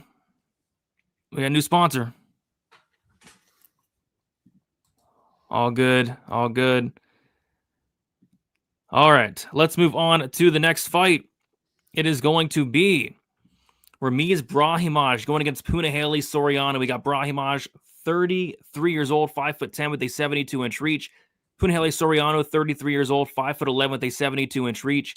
Got the same age there. Soriano with a 1-inch height advantage. Got the same reach as well. Ramiz is 4-1 in his last 5 fights. Had a submission win against Michael Gilmore, a decision loss against Themba Garimbo, a knockout win against Mickey Gall, submission win against Billy Ray Goff, and then a submission win against Austin Vanderford. As far as Punahele Soriano, 3-2 in his last 5 fights, a knockout loss to Roman Kopylov, submission loss to Dustin Stoltzfus, decision win against Miguel Baeza, a knockout win against Uros Medic, and a decision win against Nikolai Veretennikov. So between the Michael Gilmore fight and the Themba Garimbo fight, Ramiz had like a nasty back injury, took a couple years off, and he showed up against Themba, and he looked awful. You know, he pulled a William Knight. He landed 5 strikes over the course of 15 minutes. And I was like, that was awful, Ramiz. I mean, that was a horrible performance. And I thought he was done, Wheezy. I thought he was done. I thought he was washed. I thought he would lose to Mickey Gall, even. That's how bad I thought it was. And he went out there and he knocked out Mickey Gall. You know, he got his very first knockout there. You know, it is what it is. It's Mickey Gall. Then he goes out there and submits Billy Ray Goff as a massive dog. I mean, I think Billy Ray Goff is like minus 300, and he submits him. And then he goes out there and submits Austin Vanderford once again as an underdog. So it looks like Ramiz is starting to put it together. You know, he's looking pretty good. I think he's recovered from that back injury and all that. He's now showing some solid striking these days as well, and he's always had that nasty submission game. As far as Punahele Soriano, I don't know. He came down to welterweight. He looked incredible against Miguel Baeza. He looked incredible against Uros. And then the Veretennikov fight, I don't know, it's just like a sloppy fight. Both guys were completely gassed. And, you know, Veretennikov was able to get in some dominant positions somehow in that fight. And it's like, if Ramiz gets in those same spots, I can be kind of worried. And I'm also curious about, you know, the takedown defense of Puna, because he has this wrestling background, but he just can't stuff a takedown. Maximov took him down like 12 times. Stoltzfus took him down like 6 times. Like, if Ramiz takes him down, there could be some trouble. So Soriano needs to keep the fight standing. And if he does, he's a better striker, but can he keep the fight standing? I don't know, man. It's a weird fight. You know, I broke this fight down like last week and a half, and Ramiz was a decent sized dog. He's like plus 150. Now Ramiz is the slight favorite. What are your thoughts on this fight here? Yeah, I think that I kind of like Soriano's plus money here because I think he's the better wrestler. I think he's got more power while the fight is on the feet, but Ramiz is definitely coming in with a lot more momentum, even though both guys are on 3-fight win streaks. Like Ramiz has looked incredible in these 3 fights, while Puna against a lower level opponent in Veretenikov just he looked pretty labored out there. But that was a weird fight. I feel like that one kind of got put together last minute, or maybe it was a last minute opponent change or something. So maybe both guys could be forgiven for what was just an awful, awful fight. Just AIDS. Yeah, I mean, it was terrible. So Ramiz is coming in with a lot of momentum. But both guys bring 3-fight win streaks into this fight. These guys are pretty much the exact same age. They were born 5 days apart from each other. But yeah, Puna, southpaw, Ramiz, orthodox. Ramiz a lot more dangerous on the ground with submissions and back takes than Puna is. But Puna is the guy that's probably going to be more likely to get takedowns in top time and you win minutes with his wrestling and clinch game here. So, I mean, like even somebody like Garimbo had a lot of success against Ramiz in the clinch. So I think that Puna's got more ways to win this fight. I think he's got the slightly better wins at the UFC level, a little bit more power, and Brahimaj probably a little bit more momentum, a little bit better submission grappling, and maybe like a little bit more dog in him, a little bit less quit in him than Soriano. So yeah, it's an interesting fight. I get why this is close to a pick'em, but I'm leaning to the Soriano side because I think he's got better ways to win minutes here. I agree with that. But I could also see him like shooting into like a guillotine if he wrestles and he gets tired. Like I think Ramiz might even have the better cardio, which is insane to say. But I mean, in some of these fights, Puna's just gassed out. So yeah, but I could definitely get it. Like Puna should be the minute winner, with the wrestling, the top time, the striking. But I think Ramiz is live for that sub, and I think it would have to be a sub. So, and by the way, the sub prop is about as ass as you're going to see for Ramiz. I mean, I almost puked. The sub prop plus 170. No, it got hit even. Oh, what is it, dude? It's plus 160. Oh my God. Yeah, dude. Nah, man. I don't see him subbing Puna, but you never. I mean, like he could sub Puna, of course. I don't know if I want to get involved in this one here because I don't think either one of these guys are somebody that I'm running to the window to back. Yeah, me too. And typically we could get sneaky, and they'd always have like Ramiz round 1 at 10-1. They'd have Ramiz round 1, round 2 props. They're gonna be horrible this week. So I think they finally caught on. Yeah. Like Ramiz inside the distance right now, Weezy is minus 115. He's minus 130. Yeah, I don't like that, man. That is just so overpriced when you compare it. For somebody who's a minus 130 favorite in the welterweight division, to put a minus 110 finish prop on somebody, it's just way overpriced when you look at the benchmarks for the division. Yeah. So Liam Brahimaj, but probably not betting it. The under is getting hit as we speak. The fight doesn't go as the decision is getting hit, which that makes sense as well. Let's go Ramiz, but I don't know. Puna can crack. Yeah, he can. He knocked out Uros Medic. And then a few others at middleweight too. He knocked out Dusko, and don't forget about the vicious knockout of oh God damn it. He smoked somebody. Oh, Dalcha. Remember Dalcha? Oh yeah. That was the ass shaving of the week one week. I remember that. And then it was Oscar Pachoda. Poor Oscar Pachoda. Oh my God. Yeah. New interview with Josiah Harrell. We spoke today, 22 minutes. He's still in Ohio, leaves to Houston on Tuesday. Oh yeah. If you want to listen, go check it out. The site PSR. Yeah, go check out Locker Room. Apparently did an interview with Josiah Harrell from Ohio. Muscle hamster. Nice. I'm going to check it out at the show mills. There you go. Check it out. Kind of crazy that both these guys are on a 3-fight win streaks. I agree. That's crazy. Maybe an under 2.5. I don't know if I like that, though, because like Ramiz is super durable. Super durable. I like that Puna decision prop at like plus 210. Yeah. Because Ramiz, he's never been knocked out outside of when he got his ear ripped off. Yeah. That really shouldn't have. Yeah, that was a freak thing. But I think if Ramiz is winning, it's got to be a finish. He's never won a decision, right? Yeah. Nope. Yeah. Never. He's never won a fight past the second round. So glad WikiFeet decided to sponsor the show. Not quite. Not quite. They didn't. Puna Soriano is going to get gillied. It could happen. He gillied Billy Ray. Dusko Todorovic was an undefeated prospect before he ran into Puna. Yeah, Puna took his chin, man. All right, let's move on to the next fight. It is going to be Alden Correa going against Luis Gule. We got Correa, 27 years old, 5'8" with a 67-inch reach. Gule, 32 years old, 5'5" with a 64-inch reach. Correa is 5 years younger, 3-inch height advantage for Correa, and then a 3-inch reach advantage as well. Correa is 4-0-1 no contest in his last 5 fights, made his debut against Alessandro Costa, and he won that fight by third-round knockout. He was actually the very first pinky toe TKO, where he TKO'd him with the pinky toe. Costa hurt his pinky toe and couldn't continue.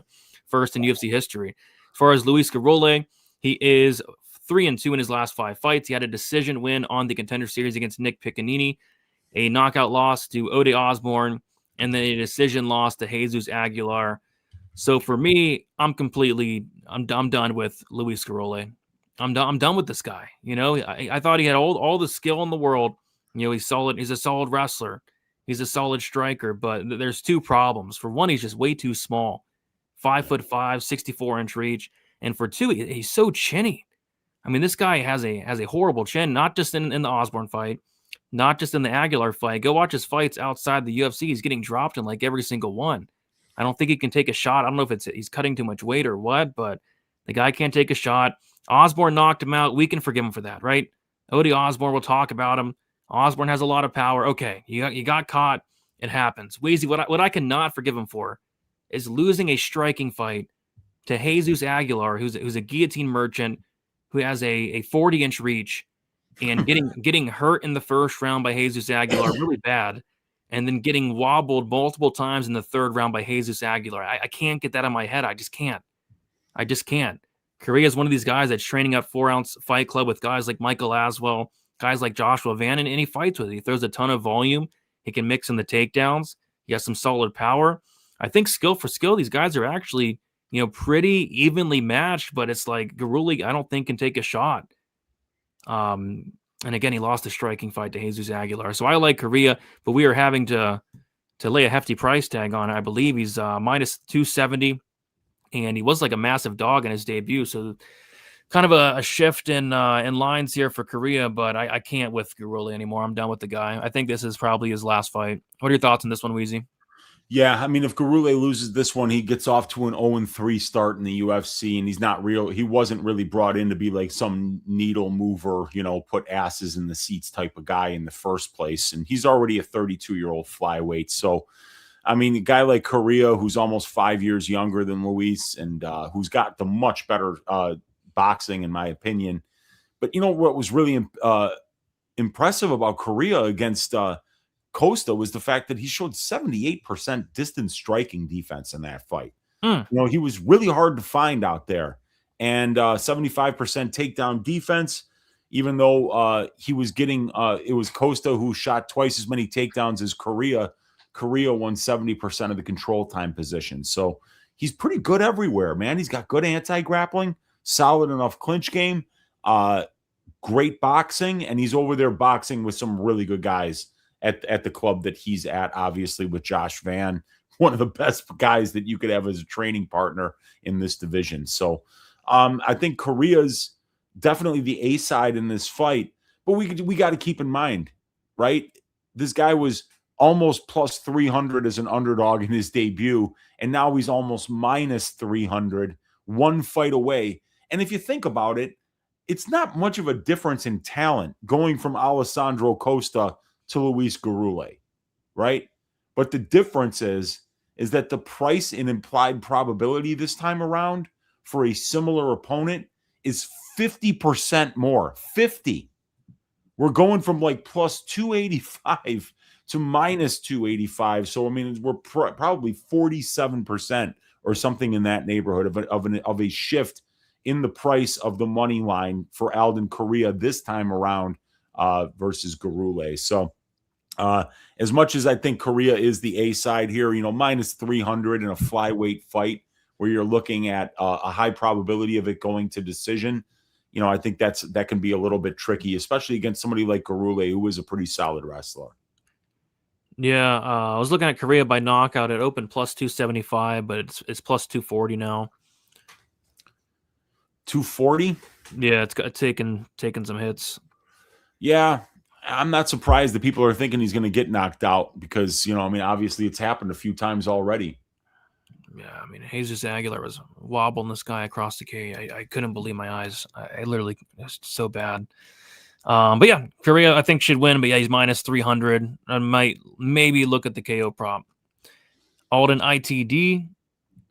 Yeah, Korea's win over Costa was really impressive. His boxing I think is really good actually. And then I was watching a lot of his fights outside of that fight, and he's like wrestling a lot and showing some really good grappling too. Yeah.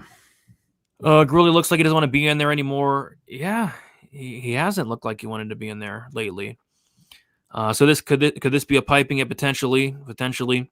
Gule needs a takedown in 2 rounds. Korea will not get up once. I don't know if I agree with that. Yeah, maybe Gule can definitely mix in some takedowns. All right, let's move on to the next fight. It is going to be Ode Osborne going against Idrris. We got Osborne, 34 years old, 5'7" with a 73-inch reach. Idrris, 31 years old, 5'6" with a 69-inch reach. Idrris, 3 years younger. It's going to be Osborne with a 1-inch height advantage and a 4-inch reach advantage. Osborne is 1-4 in his last 5 fights. A submission loss to Asil Mabayev, a submission loss to Jafel Filio, decision loss to Luis Rodriguez, a knockout win against Luis Gule, and then a decision loss to C. Verseg. As far as Idrris, 4-1 in his last 5 fights. He had the Ultimate Fighter finale against Joseph Morales, lost that fight by submission as a really big favorite. And I dug pretty deep into Idrris and went back and watched his fights, and I kind of see what people were seeing, in his tough finale. People were really high on this guy.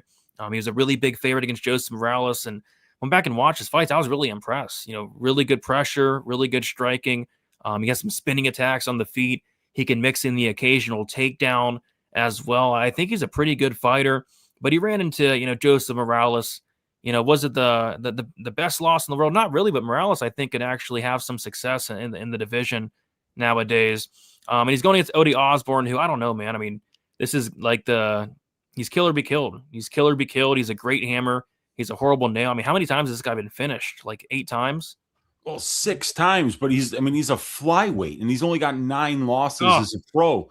So, if you're getting finished at a 2/3 rate in a division that's got about a 1/3 finish rate, or, maybe 40%, it's not a good look. No, and Verseg was like seconds away from finishing him. And the Luis Rodriguez fight should have been stopped. So arguably he could have 8 finish losses. So yeah, Ode, he's very dangerous early. Most of his wins come in the first round. He has a lot of power. He has a good submission game offensively, but if you put this guy on his back, he's a fish out of water. Doesn't have the best cardio. I like Idrris here in this matchup, but money's pouring in on Ode Osborne. This line has gotten crushed. Idrris opened up minus 200. He's currently minus 130. Ode Osborne opened up plus 170. He's currently plus 110. This line is approaching a pick'em, and I don't know. It's hard for me to take Ode Osborne, to be honest. I don't think he's durable, and durability in the flyweight division, it's so important. He just doesn't have it. So I'm leaning Idrris, but the line is going against me here. What are your thoughts on this fight? Yeah, I think I'm leaning Idrris as well, just because I've never been a big believer in Ode. There's no minute winning in Ode. He's looking for the finish, but outside of that, he really doesn't have a functional offensive wrestling game at all. He averages less than 7% controlling his opponents over his UFC cage time. He's getting controlled 34% of the time while showing 65% takedown defense. His striking is, he's landed 4 knockdowns, but he's absorbed 2. So he's getting knocked down more than the divisional average. 54% distance striking defense. I think Leavitt's the better fighter. I think he can win minutes at distance. I think he can win minutes with offensive wrestling. If you're getting out wrestled by Lazy Boy, that's not a good thing, man. That guy's, he's kind of a spaz. He's not a very technical fighter. And, Ode got him in some trouble early and then got outworked by this dude in rounds 2 and 3. He's had some interesting wins. He's had some bad losses. But, I mean, he's losing. His last 4 losses are Almabayev, Filio, Ronaldo Rodriguez, and Urseg. And 3 of those are good losses. I mean, I think Alibi would struggle with Urseg, Filio, and Almabayev, so we can give Ode a pass for 3 of those losses. But the bottom line is that there's not a lot of upside for this guy either. You're really kind of counting on him to find a finish. And, I don't think Ode Osborne would get anywhere near Joseph Morales. I think I think Morales would probably run through him. Ode's 34. He's lost 4 of his last 5 fights. He's pretty much entirely dependent on winning moments, especially at this level. But he loses just as many moments, if not more, than he wins. So I think Alibi's just got way more ways to win this. And if the other thing is that you were going to make Alibi Idrris a why don't I have the line there? God damn it. He's a big favorite against Morales. I think he was like at least minus 300, right? Yeah.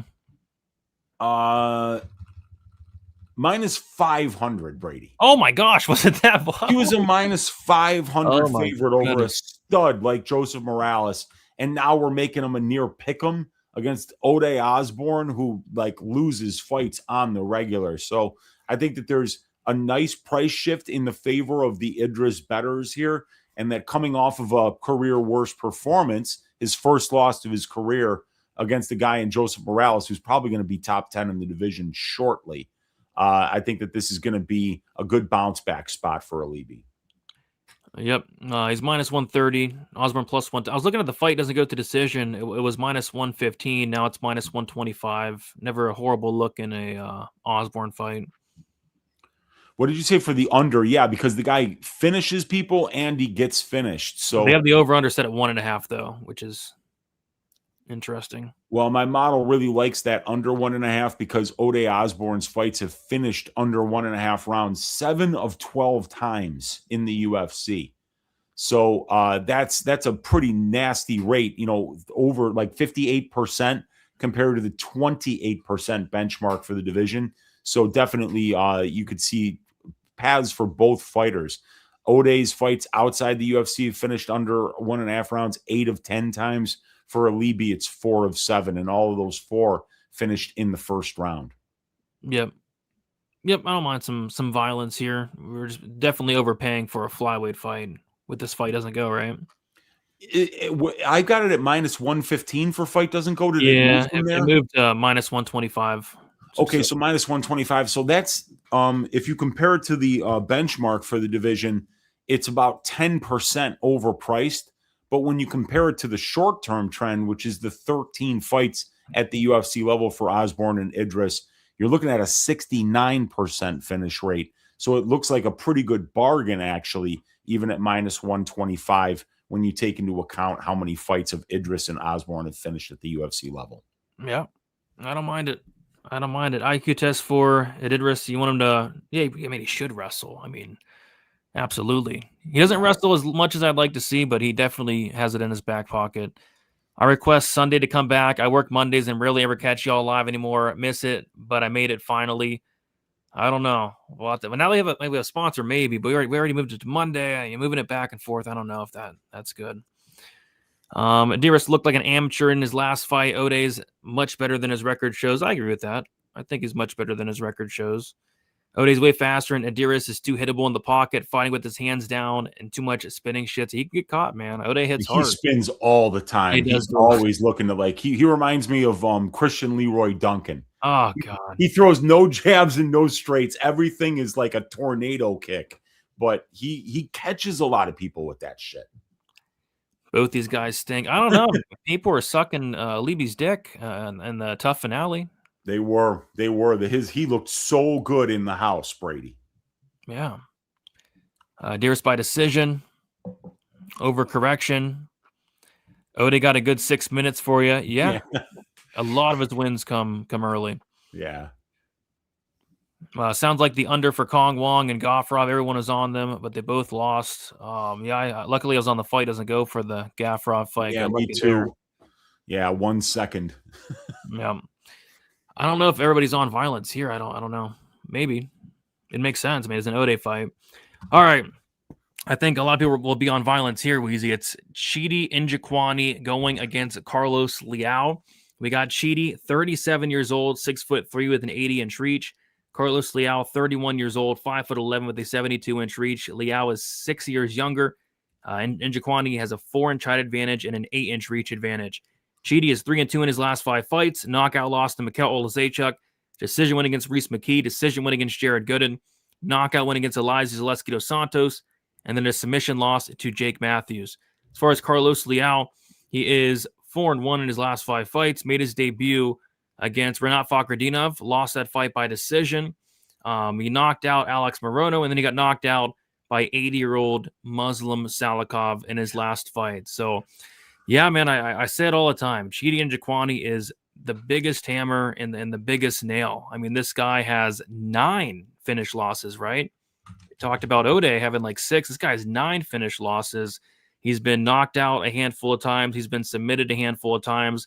And what I always say about Chidi is if there's any adversity whatsoever, if the fight's not going his way, if there's a second of adversity, the fight's over. He's getting finished. We saw in the Mikkel fight, ended up on bottom, got finished shortly after. We saw in the Matthews fight, got his back taken, got finished shortly after. We've seen it happen time and time again. He's quit in multiple fights.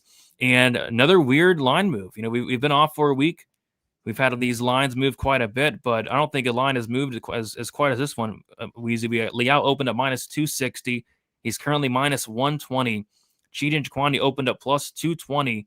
He is currently sitting at plus 100. I think it's one of the biggest line moves on the board. And for me, I mean, I'm going Lial. Just because I think Lial is much more durable. I think these guys are going to swing dicks. Yeah, Chidi can knock him out. Of course, Chidi can knock him out, but you know, this guy Inquani has been finished 9 times. Lial, that was the first time I've ever seen Lial hurt against Salikov. He got caught. It was a horrible look, but I still think is a lot more durable. I trust him in what seems to be a pretty big firefight. So I'm leaning Lial here, but I think somebody's getting served here, and I think somebody's probably getting served very violently. Weezy, what are your thoughts on this fight? Well, the market agrees with you 100% on that assessment, Brady, because right now we're seeing the under 1.5 rounds at minus 150. So they're saying 6 out of 10 times this thing finishes in 7.5 minutes or less. And the fight doesn't go to decision, is juiced to the tits at minus 600. So you're talking about an 85% implied probability on that money line when only 2/3 of these guys' UFC fights have finished inside the distance. So the market fully expects this fight to finish and finish fast. And if that's the case, then, you know, I look at a guy like Inquani who has been finished 9 times in 11 losses. And I look at a guy like Lial who just got knocked out for the first time in his career in his 29th professional fight. So I see a big durability difference. And the fact is that both of these guys have got a ton of power on the feet. Lial hits hard. Chidi hits hard. So I think both of these guys have power. Lial is going to be putting Chidi on that back foot. I think he's going to be trying to get this fight into boxing range, but also simultaneously staying out of clinch range with Chidi, because Chidi's clinch game is so good. I've got it at 122 to 37 when you compare significant clinch strikes landed for Inquani to significant clinch strikes absorbed. So Chidi's somebody that excels in those positions and is landing 4.65 clinch and ground strikes per minute while only absorbing 2.35. So anytime Chidi gets into those control time positions, especially when it's on the feet in the clinch, he's extremely dangerous there. Now, Carlos Lial has got a very good clinch game of his own, but I favor Chidi in clinch range, and I also favor Chidi at kickboxing range. But the thing is, the reason I think that Lial kind of levels out those advantages that Chidi has is that Lial is the one who relentlessly pressures. And we remember in the Chidi fight against Oleszejczuk, he doesn't like pressure. you know, because if you draw him into a firefight, Chidi is such a bad nail. He's a great hammer, but he's such a bad nail. And I think that Carlos, you know, when Chidi was at plus 160, plus 170, when he got tipped out so that the line did move that much, that made a lot more sense to me than laying plus 100 on him against the guy in Lial who's bringing a lot more momentum into this fight, in my opinion, just because he had won he had won his fight before the Salikov fight, but he also beat Fakhretdinov too. Let's be real. And that Fakhretdinov win is better than any of Chidi Njokuani's wins in the UFC. The Morono performance was fantastic. And Chidi's recent wins are Reese McKee, Jared Gooden, and Elizeu Zaleski dos Santos. So those wins are not good. I mean, Elizeu used to be a good fighter, but that dude just quit against Neil Magny in round 2 in his last fight. Jared Gooden is out of the UFC now, and he's retired as a mixed martial artist. And Reese McKee's 1-5 in the UFC. Add to all of that Chidi is not a welterweight. This guy's missed weight in his last 2 fights, and I'm willing to bet that he misses weight again because he's way too big for this weight class. So I think that the horrible weight cut for Njokuani, the big durability advantage on the Lial side, the constant forward pressure from Lial is likely to bring the quit out of Njokuani before Njokuani finds the off switch on Lial. So I'm going to go with Carlos Lial, probably wins it in round 1 or 2. Yeah, I can't pick a quitter personally. Chidi could knock him out, but I just can't pick a quitter. Yeah, Chidi could absolutely knock him out. And I mean, with that under 1.5 being at minus 150, the market sees the same thing that we see, that this is very likely going to be a violent fight. Yeah. But this line might flip, potentially. Lots of people on Chidi. I mean, this Chidi line got crushed, obliterated. So I'm assuming a lot of sharp people are on it. Yes. I'd rather just bet the under than bet a side, personally. We got Blomdog in the building. What's up, Blomdog? Lial needs the pressure on Chidi. I think he can break him. Yeah, I think he should pressure. I think he definitely should pressure. Salabusi repeat for Lial. Chidi's more dangerous as well, but very similar matchup in my opinion. He did lose to C twice by decision. Pimple back is going to get clapped. Somebody's going to get clapped, man. And that's a good point about the Chidi weight cut. He looks freaking awful on the scale, and he's getting older, and he probably does miss weight, to be honest. This will be the 3rd weight miss in a row. He missed against Matthews and against Zaleski. Yeah, then I can bet you he probably misses weight again. Yeah. And if he does make weight, it probably takes a lot out of him. What is that? What is that? Pure. What kind of emoji is that? Pure violins? Violins? Yeah, that's violence. Yeah, I like that. I like it too. I like it too. Fight ends in round 1. Let us not take sides against these Hmong. You can't call these guys bums. I'm not the biggest fan of Chidi, but he's not a bum at all. and don't got 47 wins between the two of them. Don't call. I bet you wouldn't call these guys bums to their face. I mean, both these guys are terrifying. I wouldn't want to be in the same state as Carlos Lial, to be honest. No, these guys are not bums at all. Is Chidi going to pop his pimples? I don't know. I hope not. Could get a little nasty. But yeah, somebody's getting just covered with back knee, and I'm hoping if you're on that Lial side, you're going to want to see back knee. Oh, that means that he's juicing. You know. Does Lial march forward like he did against old man Salikov? I think he should. I think he does that against everybody. Yeah. So he could walk on to something. I get it why the Chidi guys are taking him at plus money. It makes sense. This guy's coming off the first KO of his career, and Chidi's a sniper. Heard this might be Chidi's last fight if he loses. Yeah, I mean, his weight cut's probably taken a lot out of him. Do you know how fucked up Chidi's voice is? You've heard him talk, right? So bad, yeah. If you go to before the last time he cut to 170 before he started doing it again, his voice used to be normal. Oh my gosh. His voice permanently changed after the last time he cut to 170, right? And anybody who's cut a ton of weight knows that your voice is you're going to get so dehydrated at some point that your voice box is actually going to dry out and you're going to sound raspy. Oh. Okay. Chidi, then he said that I am never going to cut down to 170 ever again. I'm moving back up to middleweight for the rest of my career. And then he starts cutting back down to 170 for the Reese McKee fight. So that's why his voice is so messed up, Brady. So this guy's now 37 years old, making that cut that was ill-advised back when he was 31. I know. Yeah, another fighter I want to see on the scales, but I wish we could bet if a fighter will miss or make weight, because I don't know. It's getting harder for Chidi. It looks like it's a brutal weight cut for a man that's 6'3" with an 80-inch reach to make 170. But dude, I'm 6'3".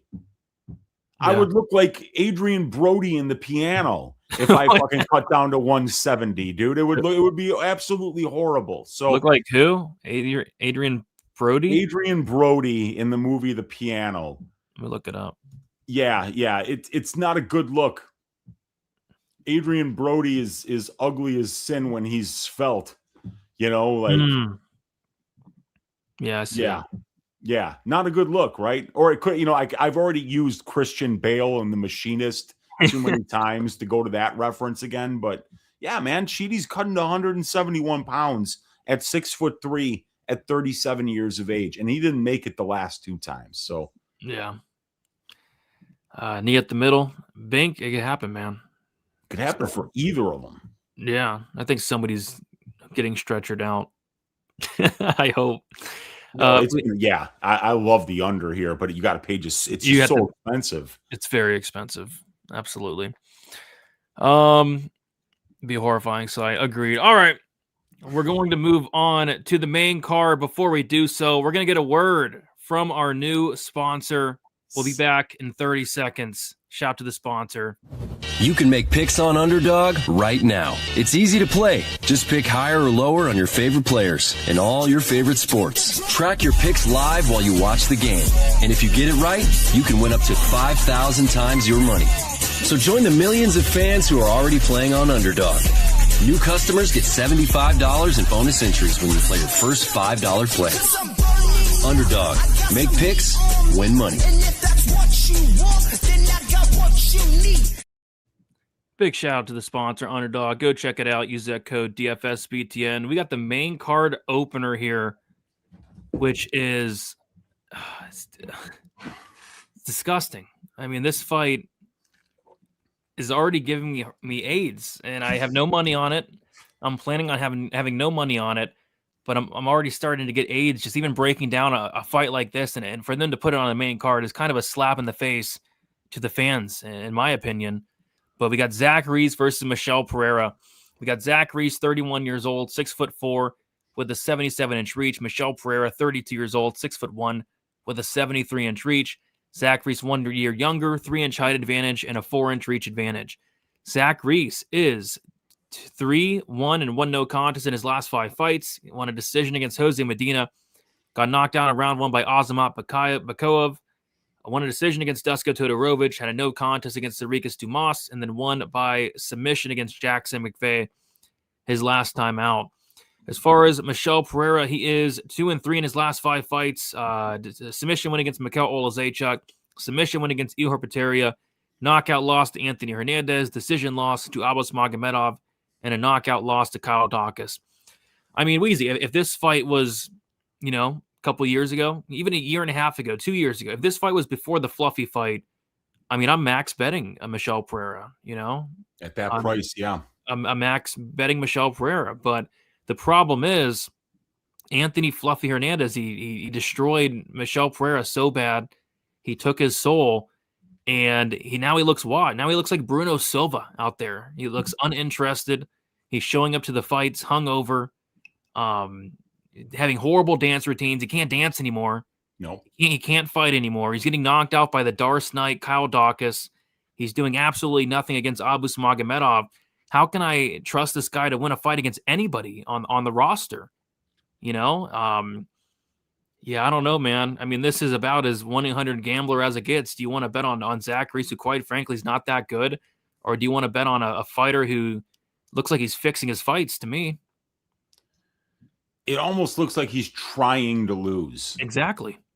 Like the Dawkins fight, it looked like he tried to get knocked out without getting hurt.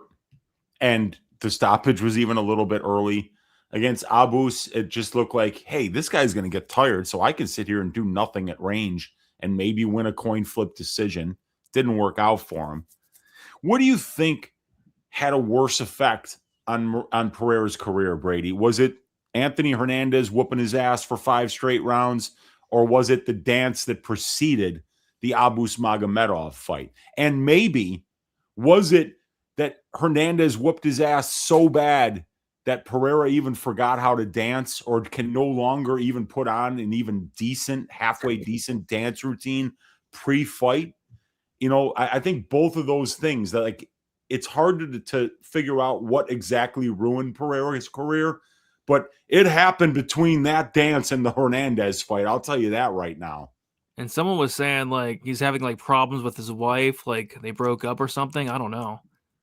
Well, I remember when I bet on Pereira against Abus Magomedov, there was a narrative thing going around that Pereira was having trouble with his wife. And my thought was, Michel Pereira's never had trouble getting women in his entire life. You know, I mean, the guy might have 8 wives for all we know, you know, so maybe he's just having problems with one of them. So it just seems so dumb to suggest that he was going to lose a fight because of women problems. But I think he lost the fight because, I mean, like, the dance was the worst thing that I've ever seen. It was the worst thing that I've ever seen. And then, you know, of course you're going to get knocked out by Kyle Dawkins after you dance like that. You know, I would love to have seen that dance on one of those television shows and have one of those bitchy gay boy judges just bitch Pereira out for the worst dance routine ever. And yeah, look at this guy's playing like Grand Theft Auto for 6 hours straight. He's boating. He just seems to care about anything but fighting, you know, at a high level. Is that him with Kaio? And he's got a yacht. He's on his yacht, on his boat. Yeah, he's got a nice boat. It's riding horses. Yeah. I don't know, man. What do we do? I think that the smartest thing to do here is to pass, because Pereira's a much better fighter than Zach Lee. So he should look, you know, once the cage door closes, if this fight comes down to who the more well-rounded and skilled mixed martial artist is at their peak, Pereira wins. But Pereira's on a 3-fight losing streak, and it just looks like he doesn't care. So how do you lay juice on a fighter that might be mentally checked out? And it's hard to believe that he might be mentally checked out at only 32 years of age, Brady. But when you take into account 47 professional fights and 8 hours of professional cage time, he might be done. He might be at that point in his MMA career where he's just been doing this for too long. He's had too many fights, and the body's just not responding the same way that it was when he was younger. So I don't know, man. Like, the floor guy Gary says under. I think that this is a pretty good under spot here. Is it? I mean, Pereira's had a lot of fights go over. And even like most of them at welterweight, right? Yeah, that's true. At middleweight, this guy's fights are finishing like that. And Zach Reese is somebody who, in his career, just at the UFC level, an average fight time of 6.1 minutes, and over his entire MMA career, average fight time 4 minutes. So I could see either one of these guys getting a finish. I could see Reese getting a finish by knockout or submission, and I could see Pereira finding a knockout or submission as well. Maybe. I mean, Reese couldn't finish Dusko is my problem. How do you not finish Dusko? He couldn't finish Medina either, but Medina kind of like is a punching bag. Yeah, I'm just staying away. I don't want to lay chalk on the under, to be honest. Minus 125 for the under. I mean, the under opened up at plus 165. Would have took a shot on that, but that would have been a great line. Minus 125. No, maybe like a ends in round 1, because I kind of feel like if this fight gets out of the first round, it probably goes to full 15. Yeah, that's the thing. You know, these guys have had 9 fights finish in round 1 out of their 20 combined fights, but only 12 have finished inside the distance. So only 3 of those fights that got past round 1, and there were 11 of them, only 3 of them finished in round 2 or round 3. So most of the finish equity for both sides is in round 1. Yeah, because if it gets out of 5 minutes, it's just going to get greasy and sloppy. Michelle's probably going to be tired. And Zach, too, probably. Yeah, just going to be tired and exhausted. And maybe just the fight ends in round 1. We'll see what the price is on that. Pereira KO1, I think, is in play. And yeah, if Pereira is the ghost of himself, the shell of himself, we could see Zach Reese finish him. So yeah, maybe like a fight ends in round 1. Outside of that, I don't know. I'm not laying minus 160 on Pereira. I just can't personally, but it's one of those ones where Brady, if you lay juice on this guy and he goes out there and looks like he did in the Abus fight, that you're just not going to sleep that night. It's like he didn't even try. Yeah. Going to be head in the oven with the no funeral sign on the back. Brady, did you see Michelle Pereira go live playing GTA 5 for 6+ hours the past 2 weeks? I did not. Locked in. 6 hours is crazy. Shirley Pereira can't lose another layup fight, right? Right? I couldn't believe it, man. Bum Reese is so bad. Yeah, he's pretty bad, man. It's pretty bad. Pereira was better when he was goofy maxing. When's the last time we see him do a backflip? He stopped doing that so long ago. When's the Ihorp Terrier fight? Yeah, he did like he did like a backflip and then subbed him after, I think, at the Paterian. Yeah, fight. something like that. Like he knocked him down, then did a backflip into the guard, and then finished the fight on the ground. And then he did a backflip against Nico Price, but that was like 2021. He really hasn't done a ton of messing around lately. Maybe we should go back to that. Pereira doesn't Pereira anymore. No, he doesn't. Michelle Pereira's family also fell apart due to an exposed side horror, which clearly negative EV based on the Dusko KO loss, or the Dawkins KO loss at 4 a.m. Eastern time. That was brutal. Yeah. No offense. What? So that's not good, man. Yeah. No offense to Reese, but who has he faced and beat really? I'll take Pereira, crappy walkout dance and everything.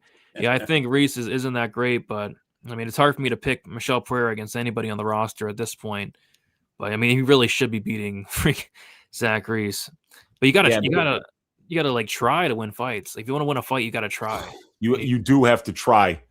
And here's the thing, man. Like I've started ranking the strength of schedule of every division, of every fighter within that division, and I've got Michelle Pereira in the 63rd percentile. So he's better than 5 out of 8, Mm-hmm. I've got Zach Reese in the 14th percentile, which means that he only beats about 1 guy out of 8 in terms of the level of competition that he's beaten or just fought overall at the UFC level. So big step up in level of competition for Zach Reese here. Yeah. Just catching up. Congrats on the new sponsor. Appreciate you, Kevin. We're glad to have him. Maybe after he was on the yacht and through those fights, he's in the files. Lots on his mind. Yeah, it looked like he threw the fights. Under, yeah, like I said, maybe like an ends round 1. Don't overthink. Under 1.5. Parlay with the Cheaty fight. No way he's 32. I don't think he's 32. Agreed. Pereira's round 1 or bust. All 3 middleweight fights are in round 1, and I think at this point he probably only has 5 good minutes in him too. Just another reason I kind of do like the under. If Zach Reese beats Pereira, I will owe the group a big apology. Hey, I owed the group a big apology when he lost to Abus and when he lost to Kyle Dawkins. Michelle said that it's okay if he gets cut because he can make a lot of money in Asia, like early in his career. If Pereira breaks out the dance move, I'm jumping in live. Pereira's walking out the boats and hoes. Watch, I can see it. I can see it. We all know in the first 3 minutes how this fight plays out. Yep. Zach Reese doesn't have good enough striking to counter. Yeah, we'll see, man. We'll see. Somebody's got to win the fight. Somebody's got to win it. Moving on to the next fight is Jacoby Smith going against Josiah Harrell. We got Jacoby Smith, 30 years old, 5'10" with a 72-inch reach. Harrell, 27 years old, 5'7" with a 68-inch reach. Josiah Harrell is 3 years younger.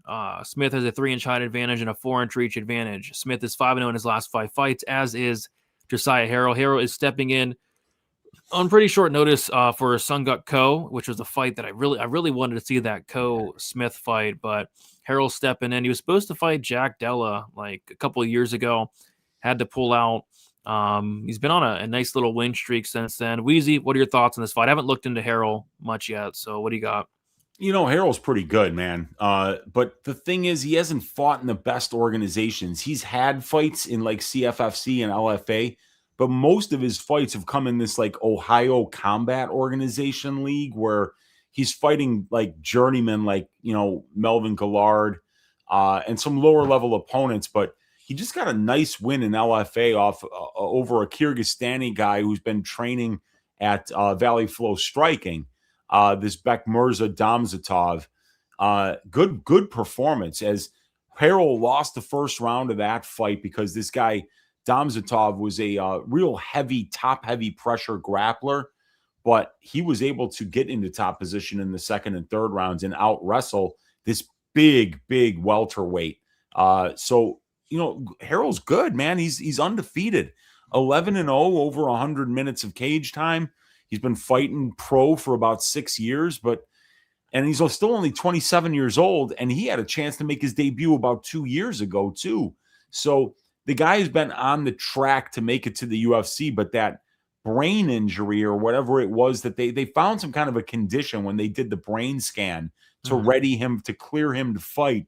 And if he hadn't had that scan, they said that, the condition could have been potentially fatal. So it was good to see Harrell bounce back and get more fights and win these fights. He's still undefeated. So, but Jacoby Smith is a top. He's a blue chip prospect. He's got a high level Division I All-American wrestling background from a top 10 program in the country in Oklahoma State. He's got explosive athletic ability. He's got serious power in his striking. So he's going to be really hard to find ways to win minutes and moments against, because you're going to need to stop takedowns against Jacoby Smith, and he's got really good wrestling. And then, in addition to that, while you're on the feet, this is a guy who's going to be pressuring forward and really looking to take your head off. So you have to worry about the striking and the wrestling. And once he gets on top of you, obviously he's got very good top control and ground and pound as well. Nasty ground and pound. We've seen him knock people out with the ground and pound. So, yeah, this is a big step up for Harrell. He's taken the fight on short notice, as Smith was originally scheduled to fight Coe.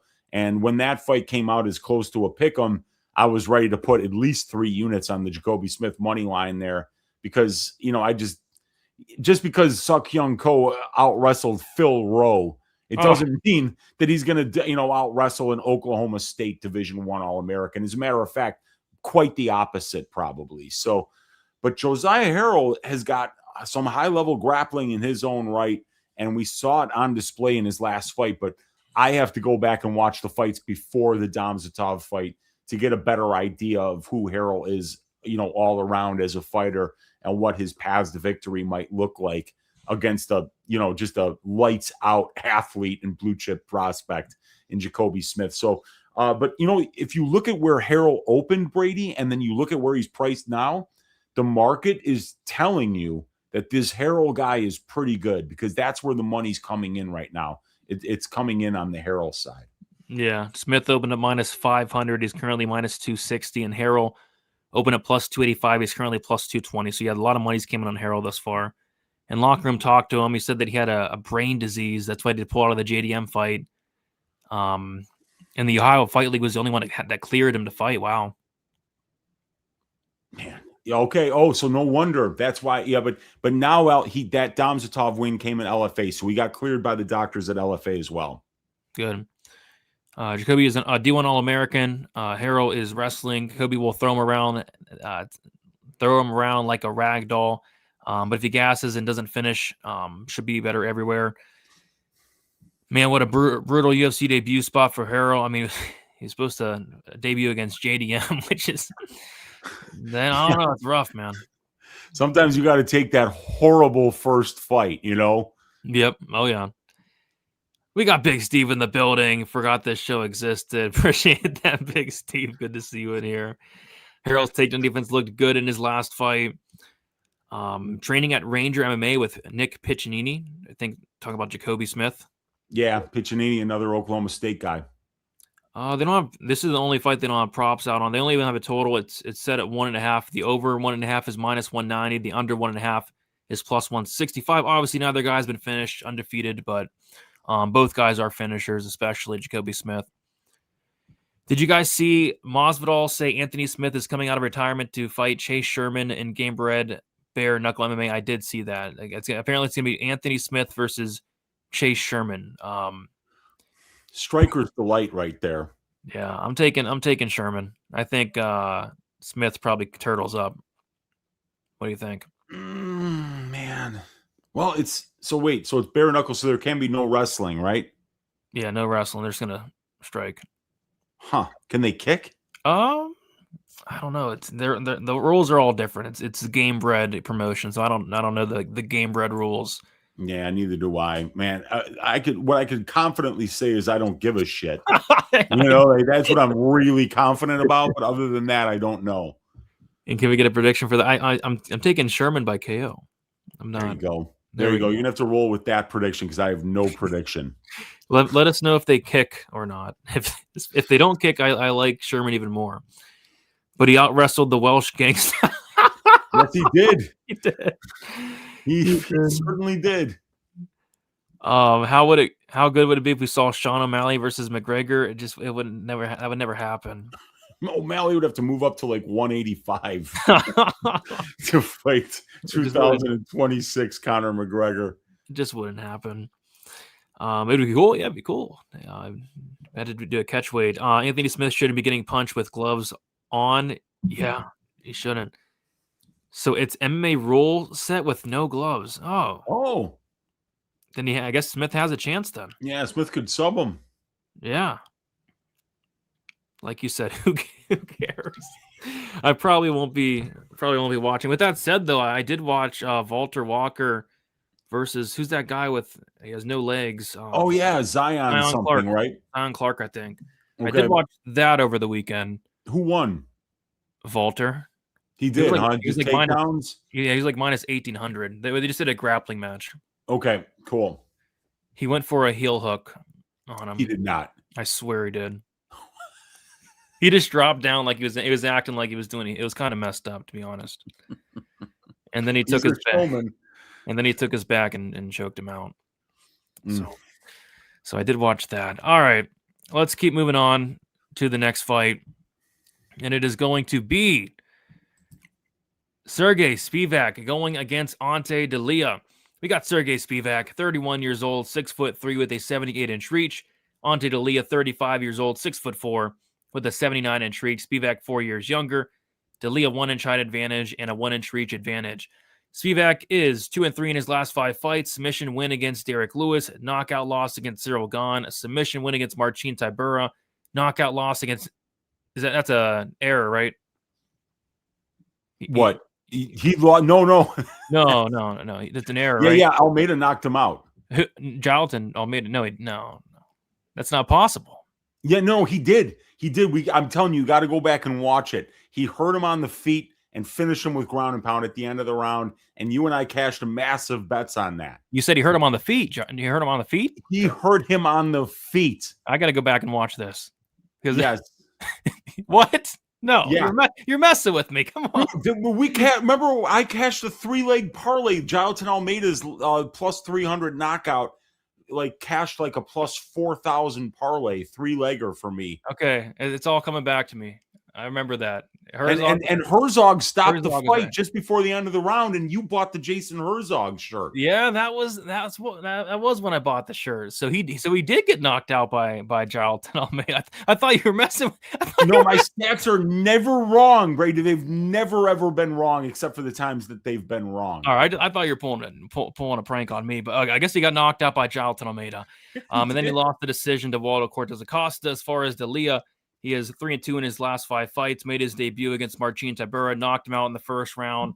And then he knocked out Waldo, and then Waldo knocked him out in the first round. I don't know, Weezy. Like, Spivac fights are always so hard to tell because it's like sometimes he shows up and it's like, did this guy train for the fight? Yeah. Sergey, did you even train for the fight? Like, what are you doing out there, Sergey Spivac? Like I don't know. Like sometimes he can go out there and look like $1,000,000, take you down, get on top, and destroy you. But sometimes he goes out there and he looks horrified. It's like what's going on, Sergey? But yeah, we got a striker versus grappler matchup. Delia's gonna have an opportunity to knock out Spivac on the feet. I don't think Spivac likes getting hit, and Spivac's gonna try to get this fight down to the mat. I guess what's gonna be interesting is they're gonna be in Houston. And by the time this fight kicks off, Weezy, it is going to be nighttime, which is an advantage for Spivac. So, because he is a vampire, but I don't know. It's really tough for me to ever trust Spivac. I kind of lean Delia by KO here, but I mean, if Spivac shows up, man, I mean, I think he's a very good fighter. It's just sometimes he doesn't.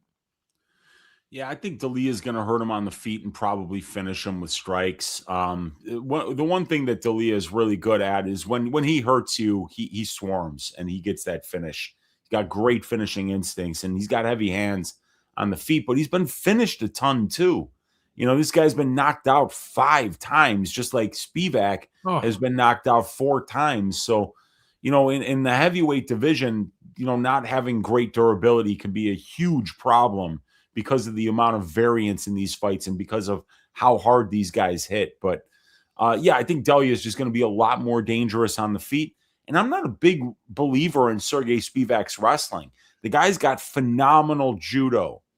But if you don't wind up in the clinch against this guy, or you don't get too far out in front of your toes when you're trying to throw strikes, don't overcommit to where this guy can kind of get in on your hips and start moving you around, you can keep fights standing against Sergey Spivac.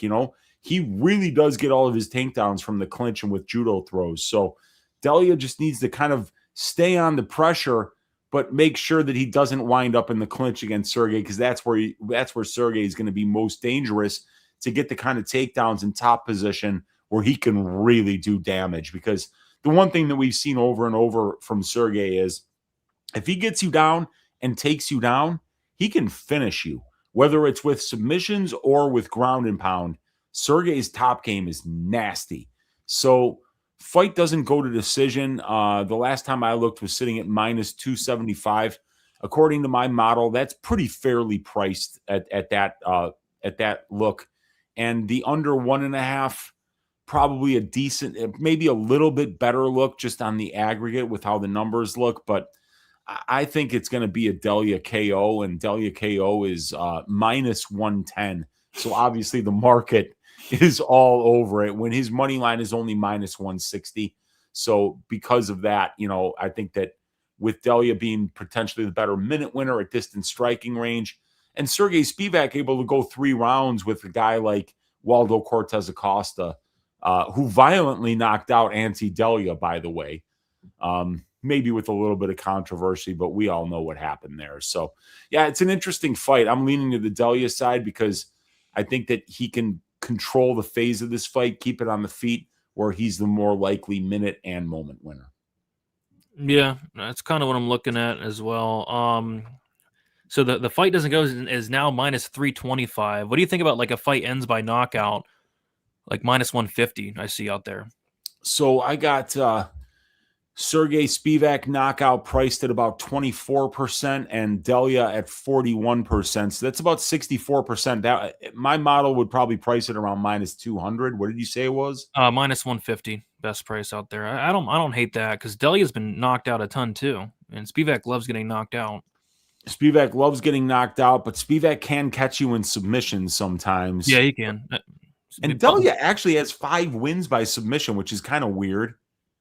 Yeah, I don't think of him as much of a grappler, but maybe those were all regional scene bums that he was submitting. So, yeah, I think that the fight ends by KO, probably a little bit better way because Sergey's just as dangerous with his ground and pound as he is with his submissions. Yep. Don't mind it. Spivac is still young. He's actually 3,000 years old. He's a vampire. Those guys are old, right? 3,000 years? Sound about right? Well, it depends. Some vampires are very young too, but that's the thing. You can't die once you're a vampire unless the person that turned you into a vampire is killed, right? That's the only way. Or if somebody puts a stake through your heart, or if you get burned to death by the sun in the middle of the day. And vampires are smarter than that. They know to stay inside. That's why they sleep in coffins, Brady. And why do you think they're all in Transylvania? Yeah. It's like one big coffin. There's nothing but trees. The sun never shines there. I know. So, I mean, of course Spivac lives there, palling around with Salikov. Yeah, that was... Yeah, I saw it, man. He went for a heel hook. I was kind of messed up. Delia KO1. Yeah, I think that's the most likely scenario. Delia KO1. How is Delia not minus 250? Well, a lot of money has came in on Spivac. Spivac was plus 160. He's currently plus 120. I don't know. I mean, Spivac just, I don't know. I don't know about Spivac. I don't know if he's taking this seriously anymore. Just some of these performances have not been too good. Dude, he openly admitted to not training for the Gon fight, and that was literally the first main event of his UFC career. And he didn't train for the Aspinall fight either. Yeah, and it's like, what were you doing? What, you got other shit going on? What are you? Yeah, delivering pizzas? No, he teaches BJJ for the kids. Oh, that can't pay a lot. Kids don't have any money. Yeah, they don't. So I don't know what the hell this guy's doing. Get your priorities straight. Might actually go homeless if Delia doesn't spark him. Exactly, Swarm's bad for Spivac. Yeah, if you swarm Spivac, you can get him out of there and just ask Jalton Almeida. The freaks come out at night. You got that right. And this fight will be at night, I believe. It should be at night. So we'll see. It's gonna be in Houston. So by the time this fight kicks off, it's probably gonna be maybe 9 Eastern, around there in Houston. Yeah, maybe 8 or 9. Yeah. Which it will be dark at that time. I'm eyeing the fight won't start round 3 at minus 165. I don't mind it, man. I don't mind it at all. Under 1.5 plus 100. I don't mind that either. This could be sloppy as hell if it makes it past 1. It could be. So many heavyweight fights have been going the distance. Yeah, that's why all these heavyweights are getting cut. Hopefully, Delia can save the heavyweight division. If Ante has garlic, somebody message Ante Delia to wear a garlic necklace. No, then the fight will get canceled. It will get canceled. Yeah. This is crazy if true. Ante's never lost 2 fights in a row. I mean, he's 26-7, so it's absolutely possible. Wow. He's got 33 fights. That's impressive. Yeah. Yep, it'll be dark. Spivac has a if it was during the day, I mean, we'd see Delia like minus 300. Bruno Brazil is dead to me. So good round 1. Yeah, that fight gave me chlamydia. I mean, that was a wild fight. All right, let's move on to the next fight. It is going to be Mel Costa going against Dan Ige. We got Costa, 29 years old, 5'10" with a 71-inch reach. Dan Ige, 34 years old, 5'7" with a 71-inch reach. Costa, 5 years younger. Costa with a 3-inch height advantage. Got the same reach there. Dan Ige is 2-3 in his last 5 fights. Did a knockout win against Andre Fili. Decision loss against Diego Lopez. Decision loss to Lerone Murphy. Knockout win against John Woodson. And then a decision loss to Patricio Pitbull. As far as Mel Costa, 5-0 in his last 5 fights. A submission win against Charlie Under and Beke. Submission win against Andre Fili. Decision wins against Christian Rodriguez and Julian Erosa. And then a knockout win against Morgan Charrier. So, Mel Costa is getting the Dan Ige test. Weezy, do you think he passes the Ige test here? I think he does, but it's weird. How is he going to do it? I don't know, because by decision. But Julian Erosa had been knocked out 7 times going into the Costa fight, and then Costa goes to decision with him. Then he goes and he fights Morgan Charrier, who's never been knocked out in 33 fights, and he ices him in the first round, puts him into a body bag with a head kick. So there's a little bit of variance on how Costa wins fights, because he's got 8 wins by knockout, 8 wins by submission, and 9 wins by decision. So you see a guy like Costa who's 3-0 in the UFC in decisions, and a guy like Dan Ige who's 5-9 in the UFC in decisions. So Ige is a moment winner. The guy has finished 6 of his 11 wins inside the UFC. We've heard countless people tell us that Ige is one of the hardest hitters in the featherweight division, and we've seen it with our own eyes when he ices dudes like Woodson, like Fili. when this guy knocks you out, you go out. So Ige's got a ton of power, but he loses a lot of minutes in the grappling exchanges. He only has 57% takedown defense. He only wins 36% of the control time positions in his fights. And when it comes to clinch and ground strikes, he kind of is even in those positions.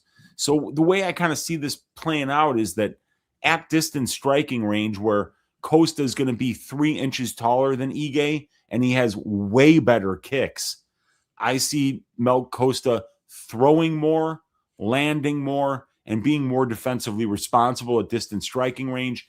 I think Costa can try to shoot in and win some minutes with grappling here, like we saw him do in the first round of the Steve Garcia fight, like we saw him do in the Nurden-Becca fight when Nurden-Becca slowed down, and then we saw Costa have some success on the mat there. And we've seen this guy put on masterclass at distance striking range against guys like Charrier and Austin Lingo. So I think that Costa has more ways to win the minutes of this fight. I think Dan is going to be relegated to trying to win moments here. And because of the kicking game of Costa, I think he's going to have a really hard time finding success at distance striking range. Once this thing gets into control time positions, I favor Costa there. But I think Ige will be able to keep it really close. So as long as Costa, manages range, throws a lot of kicks, and stays defensively sound at distance striking range, I think he can kind of coast through and win this fight by decision. Dan Ige has never been finished before.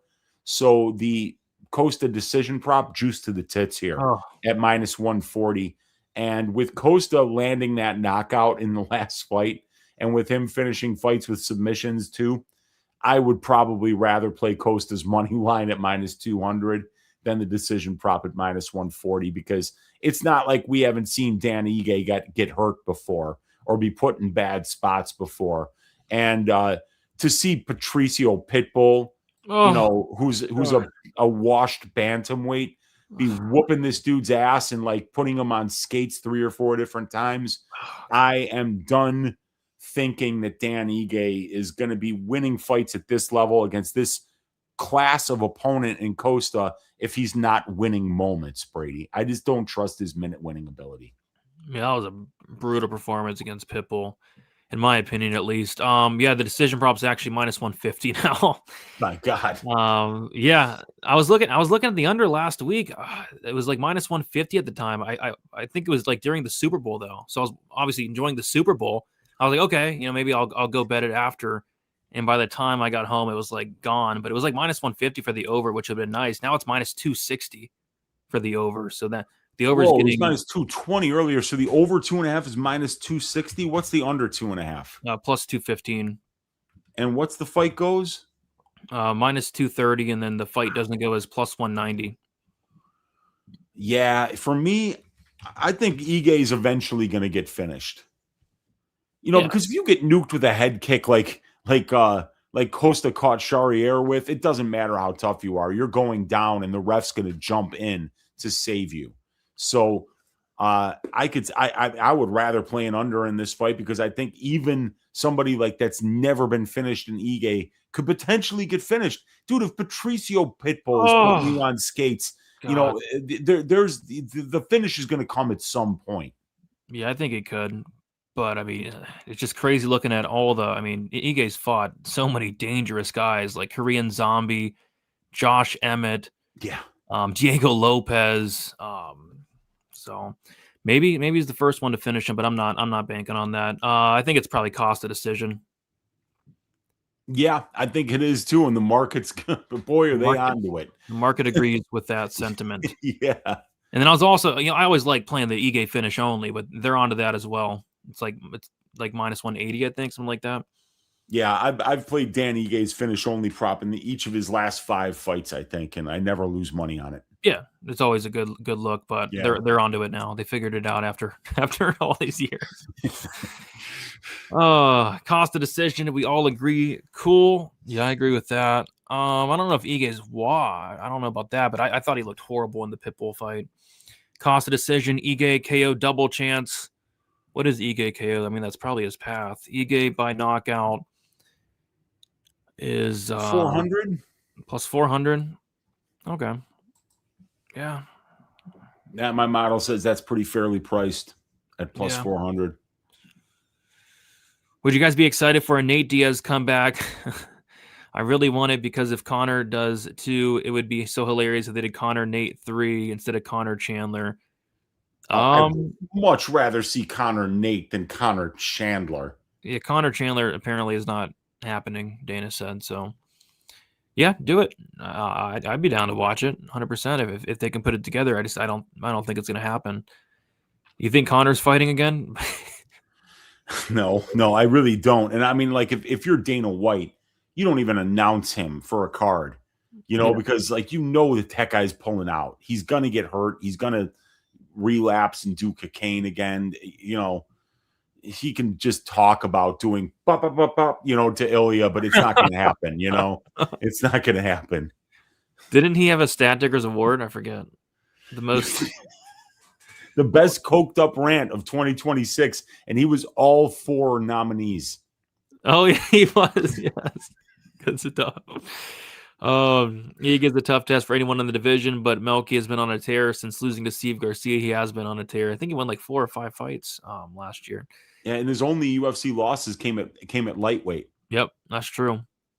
Seems like an Ige spot. People writing him off. Yeah, I kind of am, to be honest. After his last performance, just didn't look interested.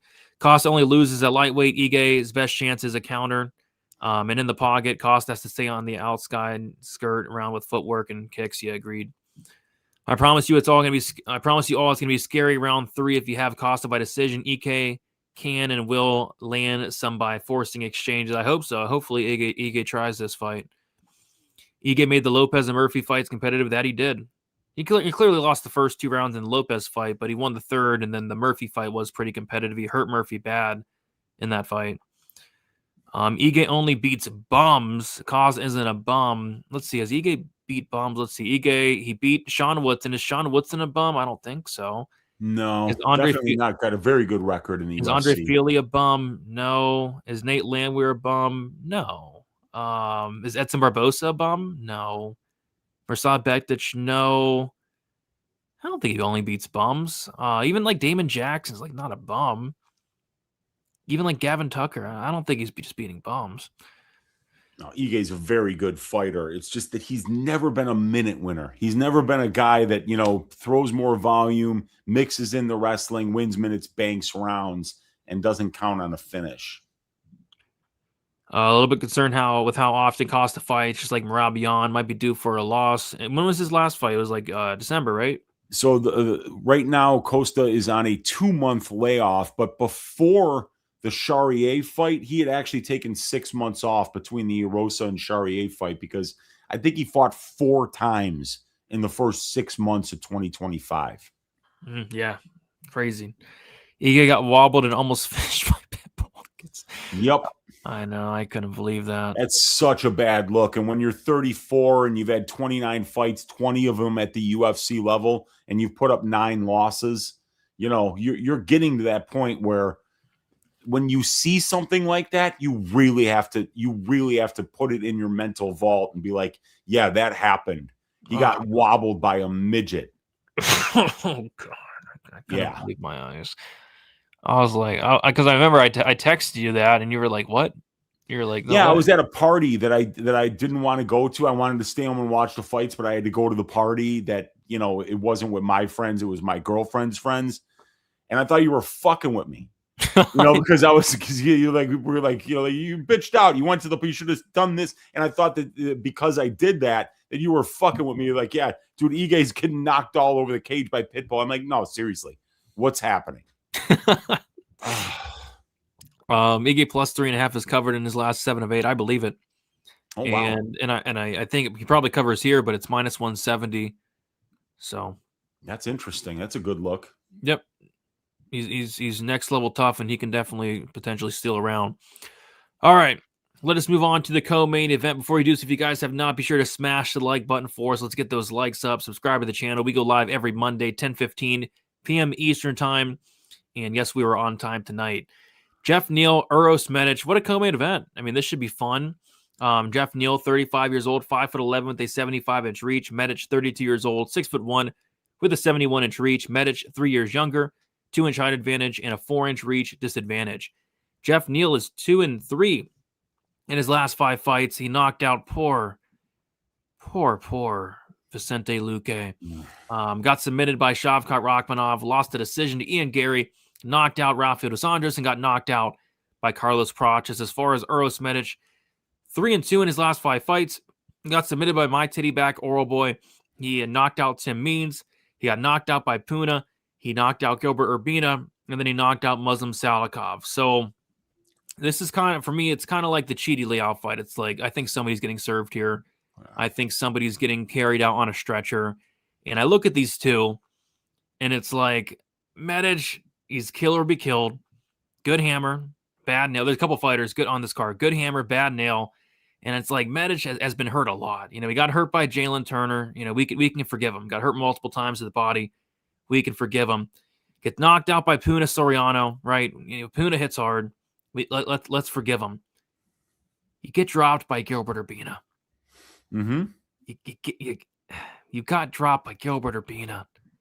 I mean, I don't think I can forgive him for that. So yeah, I got to go Jeff Neal. I think Jeff Neal, even though he's coming off of a knockout loss, I still think Jeff Neal's a lot more durable. That was the first time Jeff Neal's been knocked out in a long time in that Praches fight, and rightfully so. Wasn't it like a spinning back elbow? We were there. We were there. Got nuked. It was so nasty. Like, it sounded like his skull caved in. I mean, that knocks out 99% of the division. Yeah. So I still think Jeff Neal's more durable, and I think both guys have a lot of power. I think it's going to come down to who lands first, and I just trust the chin of Jeff Neal more. And on top of that, Jeff Neal just fought the much better guys. And on top of that, apparently Jeff Neal is sober now for the first time in a while. So let's see how that works out for him. But I think I'd rather just take like an under, which I'm sure is completely juiced, but as it should be. I mean, it's an Uros Medic fight. All of his fights go under. Weezy, what are your thoughts on this co-main event? Yeah, I see Brandon there is asking me about the strength of schedule metric, which is going to be in all my fight write-ups going forward. And yeah, this one, dude, Jeff Neal is in the 90th percentile. And this is in the welterweight division where I've got over 90 fighters in my database just in that division. So he's got, a better strength of schedule ranking than over 80 of the 90 fighters in the division, while Uros Medic is currently in the 43rd percentile, right? Just a little bit below average, but it's a massive step up in level of competition for Medic, whose recent wins are over a 41-year-old vampire in Muslim Salikov, a guy with 0 UFC wins in Gilbert Urbina, and Tim Means, who's like pushing 40. Those are his last 3 wins there. And look, man, Jeff Neal is a phenomenal southpaw boxer with a lot of power. If you're getting knocked out by Punahele Soriano, Jeff Neal can send you to the shadow realm. It's a striker versus striker matchup, but even if Medic could wrestle, he wouldn't be able to take down Jeff Neal. So this fight's going to stay on the feet if that's where Jeff Neal wants it. And Jeff might even be able to mix in a little bit of clinching and takedowns here to if the fight's close on the feet, he could potentially go that route in order to win some minutes and maybe bank a close round or two. But yeah, you gotta like Jeff Neal here. He's only 3 years older, but he's got a lot more power, in my opinion, even though the numbers show that Medic is a lot more powerful. When you look at the rate with which these guys absorb knockdowns, and then you compare who they've been in the octagon against, I think you kind of have to be kind of ballsy to play the Medic side here. But there are reasons.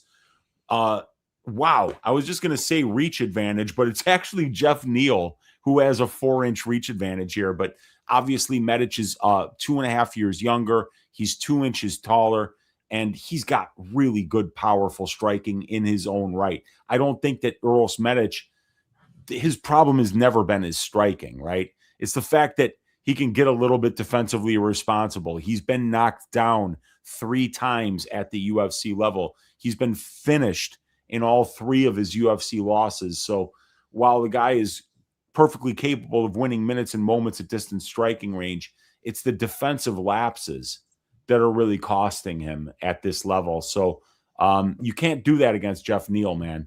This guy has got too much power, and he's too technical and too defensively responsible at range to be making mistakes against. And I think this fight's going to come down to who makes the first mistake, because Jeff is just a very defensively sound fighter that is been in there against the best fighters in the division. When you just look at the losses, right? If you add up the records of the 5 guys that Jeff Neal has lost to in the UFC, they have 59 wins and 24 losses. He lost to Stephen Wonderboy Thompson. The Neil Magny fight, what I think was like around the time that he had sepsis. And then he loses to Shavkat, top 3, Ian Gary, top 3, Carlos Prates, top 5. You know, and that spinning back elbow, that would have knocked out the Statue of Liberty.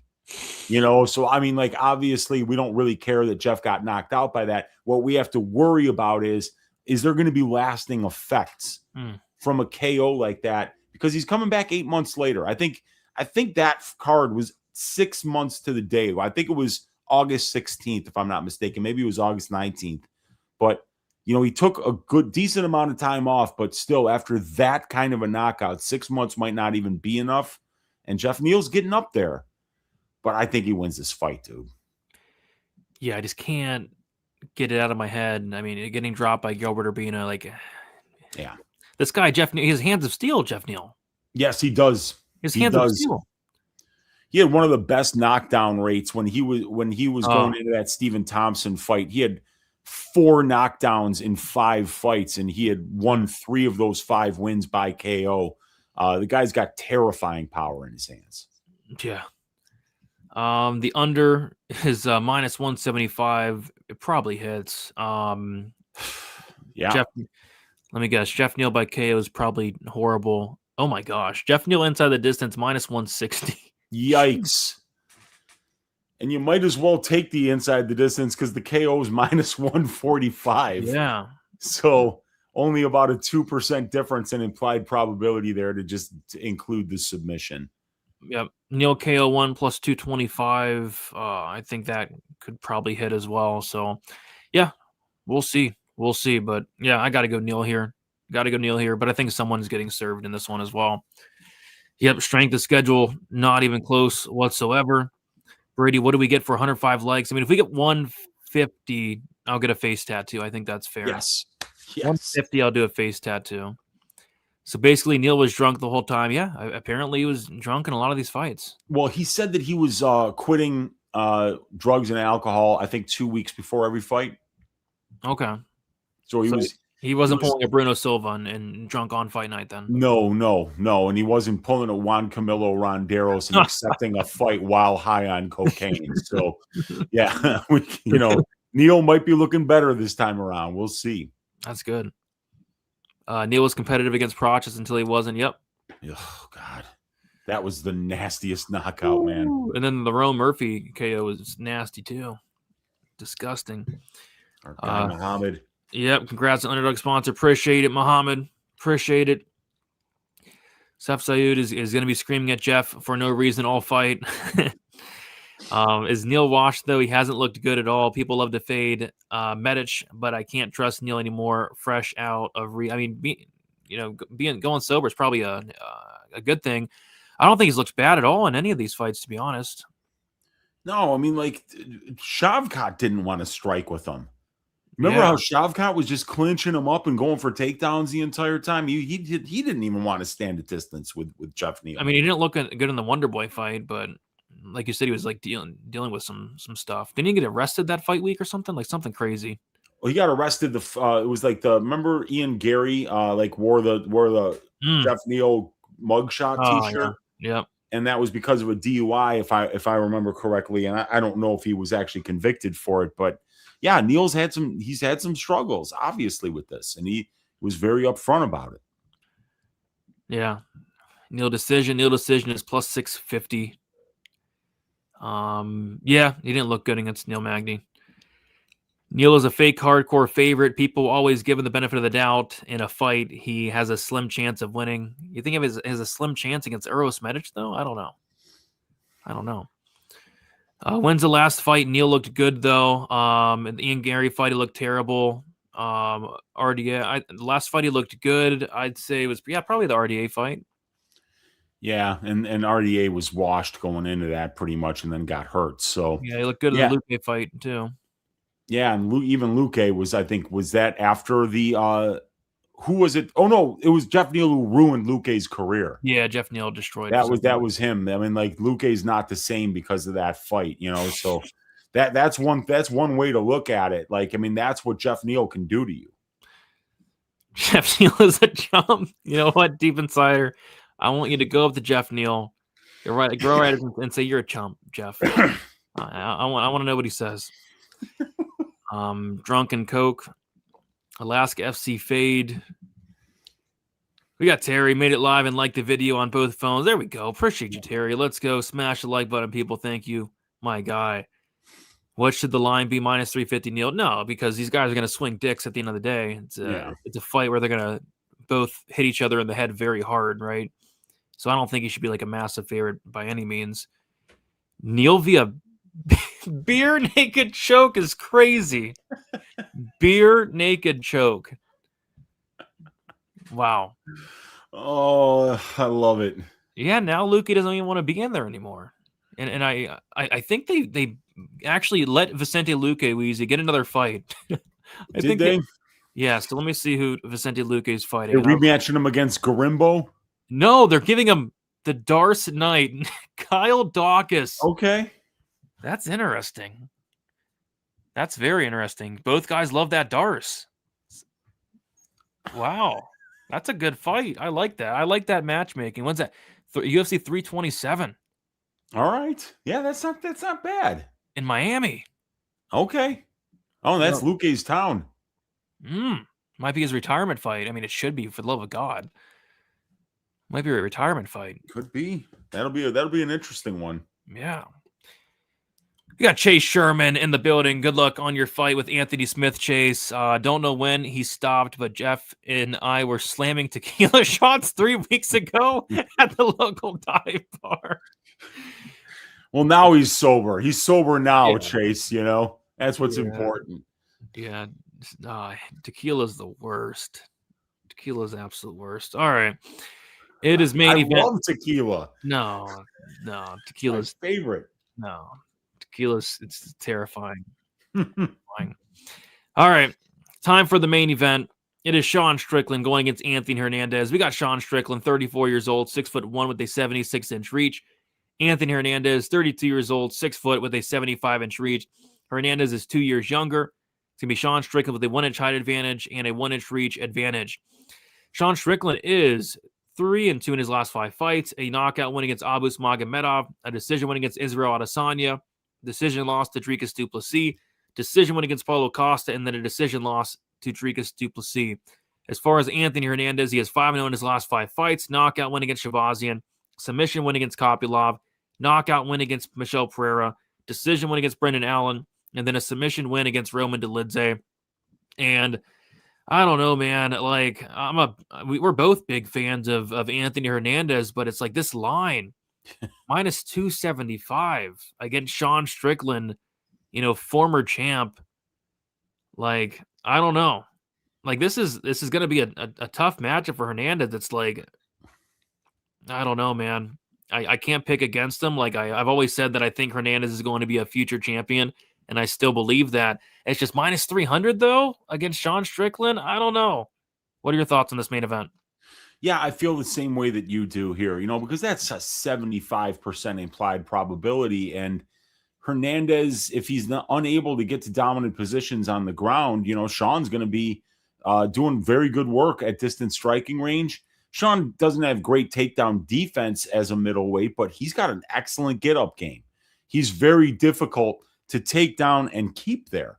And that's what Hernandez does, because Hernandez is extremely hittable at distance striking range. And he's actually landed 0 knockdowns, Anthony Hernandez, over 11 UFC fights. So while Strickland's not exactly a big power puncher, what if this fight stays on the feet for extended stretches and Hernandez is unable to hold Strickland down or do damage when he does get in the top position, this fight could play out really close. And Sean Strickland is probably going to be the guy more likely to win minutes. And in my opinion, these are the stats of the fight, Brady. Sean Strickland, 23 UFC fights, 370 minutes of UFC cage time. He spends over 86% of his UFC octagon time at distance striking range where he's going to be better. Now, Anthony Hernandez only spends 30% of his 2 hours of UFC octagon time at distance striking range. So I see a clash of styles here. You got a guy who spends way more time in grappling positions and who forces a ton of those positions and wins 82% of the control time positions of his fights, which spans over 70% of his UFC octagon time. So with Strickland not being a big power puncher here, what I fear is that he's going to be a value loser in this spot.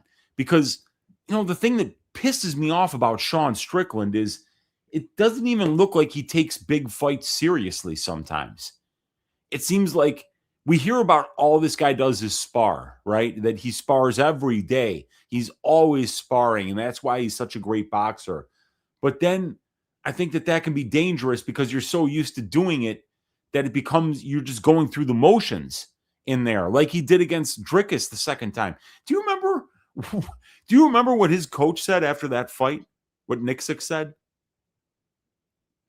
Nixick said that he doesn't want to coach fighters that aren't motivated. That basically what he said was that he thought Sean went out there and didn't even try. That's his head coach. Nixick said that he didn't even, he basically said, I don't want to coach guys like this. If you're going to go in and I'm going to fucking invest 6 weeks into you for a fucking championship fight, don't go out there and pop a jab and lose all the rounds and think you're going to come back somehow. This guy attempted 0 fucking takedowns against Alex Pereira, Brady. 0 takedowns. It was one of the shittiest performances, one of the lowest fight IQ performances we've ever seen. You remember the Cannonier fight where he showed no urgency for 25 minutes, popped a jab, stayed in the front and just basically sparred for 25 minutes and he lost a coin flip. So, how does Sean win minutes against Hernandez, who's going to be making him defend constantly? Because Sean's not a guy that's going to catch you with a massive counter and put you out. And he's certainly not going to do that to Hernandez because Hernandez has a brick for a head. Nobody ever knocks down Anthony Hernandez. He's been knocked down once in 11 fights in 2 hours, and he's got an absolute brick for a head. So you can hurt him with body shots, but you're not going to hurt him to the head. So I see Hernandez attempting 20 takedowns. I see him being the one pressuring. He's probably going to get out damaged at distance striking range, but how much time are they going to really spend there? And it's not like we've seen Strickland. He gave up how many takedowns to Idrris the first fight? 9 of them? I think it was 6. Was it 6? Okay, but it was 11 takedown attempts or something like that, right? Yeah. Well, let me see. Yeah, because I think it was a lot of takedowns that he yielded in that fight. So yeah, it was 6 takedowns. Yeah, okay, on 11 attempts, but he only gave up 2 minutes of control time. Yeah. And that's what I worry about because that's a 25-minute fight. Those 2 minutes of control time, Idrris du Plessis landed 3 significant clinch strikes and 0 significant ground strikes. So Idris got takedowns. He shot 11 of them. He completed 6 of them. But I don't think he won any of the rounds with his grappling. Maybe if one of those rounds was close and he got a couple takedowns, it was enough to just shift around his way. But if that's not the case, Idris had a hard time holding him down. So, but then again, it's like Idris really can only shoot 11 takedowns because he will get tired. Hernandez never gets tired, So it doesn't matter if Hernandez doesn't necessarily have success right away. And if Sean keeps getting up, because Sean isn't going to one punch knock him out, and Hernandez isn't going to stop shooting. So even though I think this line is wide, I think Hernandez should maybe be closer to -180, -200. I still don't see a lot of viable paths to victory where Sean is getting his hand raised here. Yep. Feel the same exact way. And yeah, I think Hernandez probably will attempt like 20, 25 takedowns. And on Underdog, they actually have 6.5 for the higher lower. Yeah, that's a lot. And I mean, I could see that going over. I could see that going higher. I know. That's what I'm thinking. I think he can probably get like 10, 11, 12 takedowns here. And it's because Sean is so good at getting back up. Exactly. Yeah. He's not going to settle. So yeah, I can see that going higher. So yeah, line's wide, but I think we both like Hernandez. I'm kind of thinking decision for Hernandez. His 3-4-5s have been printing, but I don't know if he's going to break Sean Strickland like he broke Michel Pereira, like he broke Roman Dolidze. I'd be kind of surprised if he broke Sean Strickland, but maybe like a 4-5 decision is probably the best way to play Fluffy. Yeah, I kind of feel like, that's not a bad look. 4-5 decision, because I think decision is the most likely path. But just because Strickland has been broken in half by his prior opponents, he's never fought Fluffy. This guy's the Marab of the middleweight division. And, his conditioning is elite. But I think that Hernandez by decision plus 150. I think Hernandez higher than 6.5 takedowns could be a decent look this week, because I think this fight's going to see the scorecards, actually. Yep, I agree. So we're seeing eye to eye on the main event. This line makes no sense. It's wide, man. It is. It's wide. People really believe in Fluffy, including myself, but Fluffy all day long. Agreed on the line. Strickland has to be value. Yeah, like Weezy said, though, it's probably like a value loser, but you never know. Maybe the point spread on Sean. I don't know. Fluffy's going to drown Sean Strickland by body shot KO. Strickland is not a power puncher, and neither ones get. Yeah, we haven't really seen Strickland get tired. Maybe this is the first time. Values on Strickland. Fluffy by decision. Yeah, Fluffy by decision. I think that's the most likely scenario. And yeah, plus 160 best price out there for Fluffy decision. That's not horrible. I don't mind that. Yeah, I don't mind it either. Jab teep. Fluffy is overhyped right now. I don't know, dude. He's like the middleweight Marab. I mean, he's amazing. Sean KO'd Allen, but then again, Sean got taken down by DDP multiple times, who himself spent the whole night on the canvas against Hamzat. Yep. Yeah. How would you line Fluffy versus DDP? I personally would take Fluffy, but I've picked against DDP a lot. So, but give me Fluffy there, especially after seeing the Hamzat fight. After the Hamzat fight, I'd be all in on Fluffy. DDP's his wrestling is fucking awful. I mean, god awful. It was just terrible. What happened to Sean and Curtis? I believe they're still buddies training together. I unless something happened. Fluffy by split decision plus 750. Brady is Judice getting a Malott finish. What does that mean? What is a Malott finish? Brady is Judice getting a Malott finish. Did you mean to put Malott in there? I don't know. But why Judice? I don't know. Yeah, I don't know. That's a really hard question to answer. I don't know.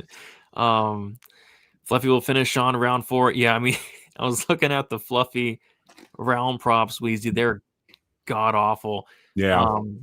One of the sports books had Hernandez round 3 plus 800, round 4 plus 800, round 5 plus 800. Oh God. I was like, okay, I'm not betting those. That's awful. Yeah, it's like they made the round 3, 4, and 5 plus 800. It's like they're not even trying anymore. They're not even. Nope. They're not letting you bet those anymore. That is horrible, especially against Sean Strickland. It's terrible. But all right, Weezy, we did it. We are 2 hours and 50 minutes in, and what we're going to do now. This is a new segment presented to you by Underdog. Use code DFSBTN, and you'll get $75 in bonus funds when you play your first $5 lineup. Check it out. code DFSBTN on Underdog Fantasy. And what we're going to do, Weezy, we're each going to give an Underdog Fantasy play of the week. I'm going to give a play of the week. You're going to give a play of the week. And we're going to see how we do. So I will go first. My play of the week is going to be, type it in here. Okay. Here it is. My play of the week is going to be Carly Judice, lower than 14.99 minutes fight time. I think she goes out there and serves Juliana Miller. And I think she does it in less than 14.99 minutes. So that's going to be mine. Carly Judice, lower than 14.99 minutes. Weezy, what is going to be your underdog play of the week? So I was going to look at something because I'm looking at, for significant strikes, I'm looking at, where is it? Jordan Leavitt higher than 15.5 significant strikes. And Jordan Leavitt at distance striking range lands over 6 significant strikes per minute of time spent at distance striking range. And he throws a lot of high percentage kicks to the leg and the body that land. So I would just want to look here on my featherweight database and find out what percentage of fights go over 11.5 significant strikes. So 15.5, right?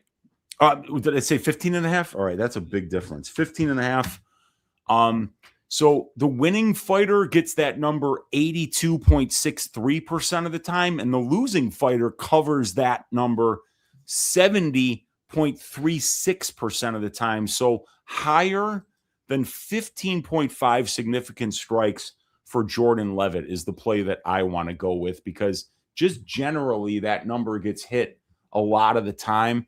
And I think that Jordan has got pretty accurate distance striking numbers. So I like the 6 significant strikes per minute that he usually lands there. And if that fight goes, into the second round, I think there's a very good chance he goes higher than 15.5. Yeah, those little kicks, they add up, man. Those little kicks add up. Heck and they always get counted as, significant strikes. Yeah. So I could see that being a good one. There we go. So we're just taking the Jordan Leavitt higher than 15.5 significant strikes. I'm taking the Carly Judice lower on the 14.99 minutes on the fight time. Check it out. DFS BTN. You're garbage. How are you about to call our sponsor garbage? What? Marvin, come on. Hit the bricks. Respect. No, they've leveled up the UFC game on there. Yeah, their MMA product is pretty good. Pretty good. Compared to whatever else you're going to get out there. Trust me. It's definitely not garbage. Is Underdog the sponsor? Yes. I thought Leavitt was 17.5. It might have moved. Let me take I don't think it moved, did it? Let me look, because I saw 15.5. Yeah. No, it's still 15.5. Okay, good. Which is very low. Very low. All right. Let's move on to the piping of the week. So what I thought I'd do, Weezy, let's let the chat decide the piping of the week. So we're going to do the thing where we each give 2 options. We're going to let the chat decide, because we haven't been getting any pipings. We want somebody to get piped. We want their opponent to get stretchered out, and somebody's got to get piped this week. I mean, there's so many options. I'd be shocked if somebody doesn't get piped, but we're going to let the chat decide, Weezy. So who will get piped on site? I will let you pick the first option here. My first option will be Jeff Neal to pipe Uros Medic on site. Okay, who will pipe their opponent on site at UFC Houston? Okay. And I like that. I mean, he's less than -2. I think he's like -190, so definitely a playable number. I'm going to go somebody even lower. I'm going to go Ante Delia. There you go. -140, potentially piping Sergey Spivac on site. So we got Jeff Neal, Delia. Who's your next option? All right, my next option is going to be Jacoby Smith to pipe poor Josiah Harrell on site. Short notice for Harrell, UFC debut, and Jacoby Smith really looks to be an absolute blue chip prospect who we've seen priced between like -500 and -2,000 between his UFC Contender Series fights and UFC fights. All right. And then, man, I mean, there's so many options. Like, man, I'm just gonna go with crispy Carly Judice. You know, she's very crispy. Yeah. I'll go with crispy Carly. So we got 4 good options there. We'll let the chat decide. So we'll let you guys decide. So if it doesn't come through, we'll blame it on you guys next week. Jeff Neal, Ante Delia, Jacoby Smith, Carly. I mean, all 4 of those guys are very live to pipe their opponents on site. Agreed. 100%. All right. So while you guys vote, let's try to get at least 50. I mean, we have 400 watching. Let's try to get at least 50 votes. For the love of God, just click the button. All right. So now it is time for the milking. Once again, we got to hit this. And for me, there's a couple options. Del Valle could potentially milk Leavitt. I guess Lebosnoyani could potentially milk Rowe. Edwards could potentially milk Cornhole. And then Fluffy can potentially milk Hernandez. We got some. Should we go Fluffy? I don't know. I'm getting weird vibes on the main event, but he's the best milker on the card. Or should we go another route? Because there's a lot of options here, Weezy. Yeah, for me, it's got to be Fluffy Hernandez. Yeah, that makes sense. Like when if there were a Stat Diggers milking of the week poster, it would be Fluffy Hernandez that's on that poster. I mean, this is what he does. He drowns people. 8-fight win streak, endless cardio, endless offensive output. I mean, he is just a terrifying opponent for anybody. And if you're somebody like Strickland, who kind of fights on thin margins to begin with and kind of counts on volume and jabs, it's going to be tough for him to defend against somebody like Strickland. And the one thing that we really haven't seen is somebody go out there and just go balls to the wall wrestling against Strickland. We just haven't seen anybody do it. And let's face it, Fluffy's Brazilian jiu-jitsu and ability to hold people down is 10 times better than Dricus du Plessis. Yep. Oh, what happened here?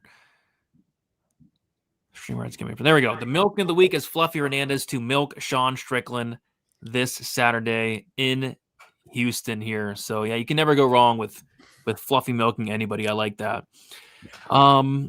Let's see. Does anyone get milked and piped this weekend? I think there's a lot of milkings and pipings. You know, I think there's a lot of violence. Ante will get piped and milked. Jeez. Oh my gosh. Uros is the truth. Uros Medic. Difference between piping and milking, asking for a friend. Piping is brutal and quick. Milking is slow and steady. Exactly. Yes. Piping equals brutally KO'd. Milking equals sustained suffering. Usually ends by sub. Preferably. Absolutely. What round you got Judice to win? I'm picking round 1, but it can be in any round. All 3.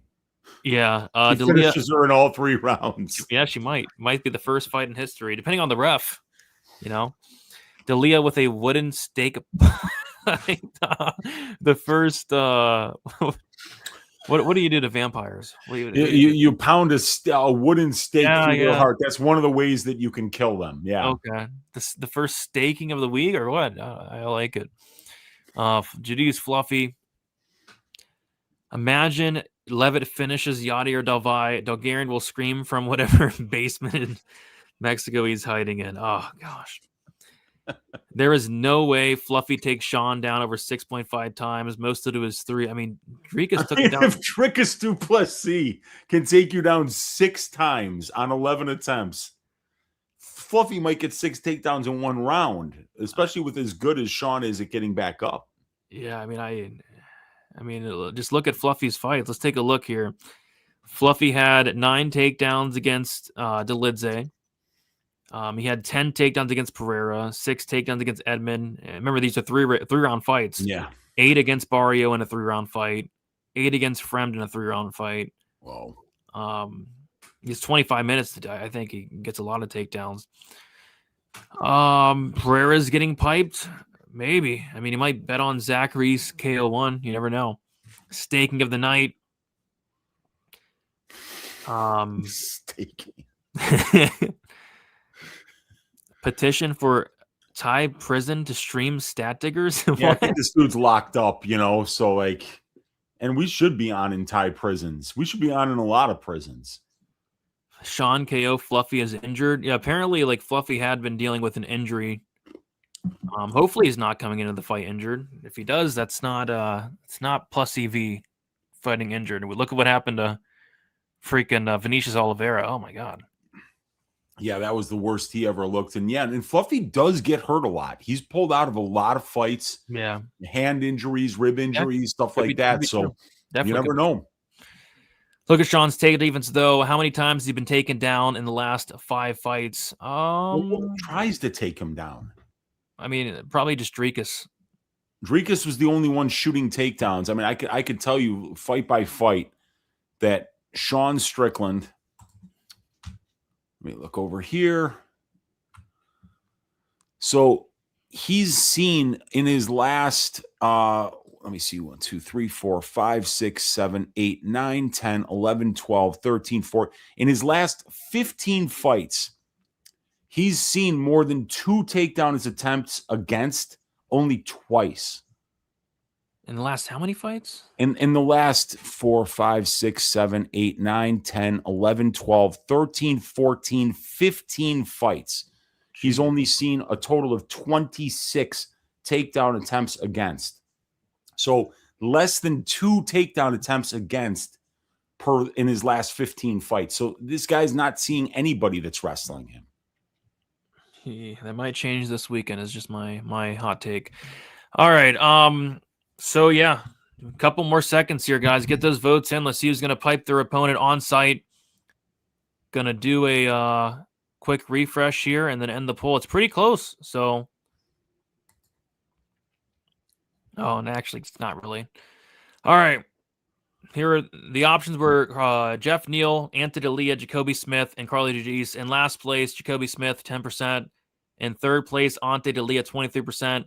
In second place, Jeff Neal, 30%. In first place, Carly Judice, 37%. So if Judice does not pipe Juliana Miller, we're blaming you guys. It's not our fault this time. She's minus 700, and boy, is she a better striker than Miller. So I could absolutely see that happening. Carly Judice to pipe Juliana Killer. Is that still our nickname or should you get rid of it? Let me see. Killer Miller on site this Saturday. There it is. Carly Judice. She is the killer. She is the killer still. She didn't change it. Dang it. All right. Yes, sir. Check it out, guys. We appreciate the sponsor. What's wrong? The same thing. Come on, man. She's a nice lady. Nice lady. All right. Weezy, we did it. We went 3 hours. 3 hours, but it flew by as always. Let the people know where they can find you and how to support you.